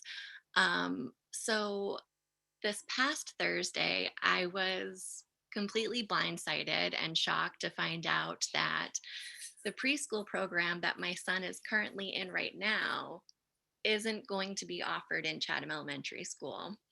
I had no idea that this was happening. And it's impossible for me to be able to arrange my schedule with my other children to be able to bring him to Harwich Elementary School so that he could actually get the services that he's supposed to get with his IEP and services that he gets. So it was very upsetting. And to understand that it had only been a couple of weeks and just decided, and this is how it's going to happen. And I reached out to other parents of preschoolers that I know through the school, because this will be my son's final year in preschool, which I feel is a very important time for him before going to a full day kindergarten program. And heartbreaking to think that he wouldn't be able to have that experience before going in for an entire day. And a lot of parents didn't know that this was happening either. They didn't understand or see that next year Chatham was not going to have a preschool program. It was only going to be in Harwich. And if you have an IEP, then the child would receive busing. But if you don't have an IEP and you're a peer role model, then you wouldn't be eligible for busing services. And if your child is in the 4 to 5-year-old age group, and you have another child in the Chatham Elementary School, their dismissal times are about the same time, making it impossible to be in 2 places at one time. So unfortunately, I mean, I don't know how many people I mean, it seems like the majority of people on this call have preschoolers, and they understand that if you're going to do a private preschool program, you need to look way ahead of time to try to get on lists in order to get a spot for your child. And so now, and my daughters have gone to other preschool programs, not the Chatham Elementary School preschool program. So I knew just from experience that the other preschool program that I would consider, the Rocking Unicorn, usually has all of their enrollment information figured out by March, because they have students coming back. And with COVID, that adds a whole other level of restrictions and fewer opportunities for preschool placements. So I understand that numbers are an issue, and I understand that it's a budgetary problem, and it's easier to solve it by putting everybody together. However, there's going to be one fewer student that really needs the services because of this. And it's just my perspective, and it's my family, but I just wanted to bring it to light, because I understand that this whole upper and lower conversation is something that's not going to happen overnight. I do not support it at all. I would like to keep the schools the way that they are. It would be great if we could stay within the regional agreement, but still retain our own town elementary schools. But it feels like there are real decisions that are being made right now that are impacting families in the district, and the lack of transparency surrounding them is just concerning to me. That's all. Okay, Jessica, thank you very much. And perhaps, somebody can follow up with you about some of the things you expressed there. It looks like Melissa McGuire may want to respond. Melissa, go ahead. Hi, thank you. Melissa McGuire, Director of Student Services. I just wanted to kind of share a process for us with preschool enrollment that typically comes out of our early intervention programs. And so the unfortunate part about really tracking that is we only get an updated list of potential students who may enroll every 6 months. So we really try to project what that may look like. The teachers get in contact with the providers and the parents as that process unfolds for the student when they turn 3 years old. So it's difficult sometimes to really project because of the 6 months out. So for next year, we just received last week our updated early intervention transition students. So and there's only one from Chatham. So prior to that, there were 2. And so as you can see, from 2 in January to 1 in May, there was a shift in the other student. And that doesn't necessarily mean that those students coming from early intervention will actually qualify for special education services, which is the whole premise of integrated preschool, is that we need to provide the special education students with their services. And the integrated piece becomes, the need to have a ratio of 49% to 51% students in those programs. So that's where it becomes a little tricky. And so we really were not able to, have a cohort of students that was really viable. And that was a really tough decision. And we appreciate, the concern and anxiety around that. But our plan is really to offer transportation for anyone coming from Chatham, because we certainly want our peer models, our community friends, to be able to participate. So we would absolutely work with families to make sure that that is available and happening for folks. So hopefully that clarifies and helps a little bit. Thank you, Melissa. And Scott, I think you had one more thing you wanted to say. Go ahead. Yeah, so I wanted to also comment on one other thing. I think someone raised a question on why are we having this? It's not something that's in the strategic plan. There's also another set of things that that I think that's also happening in the background here, and that it deals with sort of a role the school committee has at reviewing the regional agreement. So this conversation, the 2 sort of problem questions that we had at the beginning, or I shared at the beginning of the discussion, are come out of school committee goals. And there are school committee goals that really emanate out of conversations that we've been having on reviewing our regional agreements. So roughly every 10 years, you're supposed to look at that agreement, see should it be updated. And we're at that point in this district, in this new district, to look at the agreement. And so when we're talking about a reconfiguration, one of the reasons we're talking about it is that ideally you don't want to be popping open that regional agreement and having to look at it every single year. You want to sort of anticipate, do we need to go and look at some wording and have wording in there that's different to get us through the next 10 years. And I think it's been surprising. I think it surprised everybody how much our two towns have changed in terms of demographics and enrollment just in the last 10 years.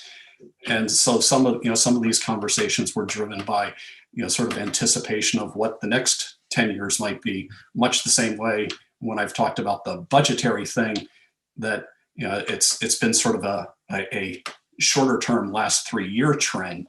But you can imagine that it's something that the school committee wants to sort of bring forward to the attention of the boards as something that should be addressed, so that we're not looking back 10 years later saying, why didn't we step in and do something 10 years ago when it comes to the budget? So there is some thought, and there are some guiding things that were happening related to this behind the scenes too. All right, thank you very much. And thank you, Scott, for clarifying, because the school committee also has its own goals as well. So I appreciate that you brought that in. And so right now we are going to wrap this up. It's 9:02. And I just, again, want to thank everybody for coming. I know that this is an important topic. I know many people feel very passionately one way or the other, or, whatever your situation is. So it felt important as a school committee to really extend the time this evening. So thank you all for being here.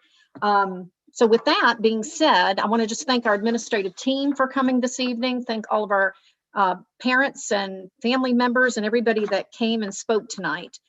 We are now going to bring this into adjournment. We have to do it officially because the school committee, this is a public meeting. So school committee members, could I have a motion to adjourn? So moved.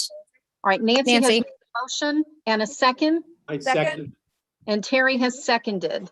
All right, so we're going to do a roll call vote. This is a motion to adjourn. Terry, we'll start with you. Aye. Nancy? Aye. Thank you. Jackie? Aye. Thank you. Meredith? Aye. Sharon? Aye. Joe? I think unfortunately we lost Joe earlier. And then Joanne, I don't believe was able to make it this evening, and I'm an aye. So we are officially adjourning this public meeting, community forum, at 9:03 p.m. Thank you again, everyone, for joining us this evening. Have a good night. Thank you. Good night.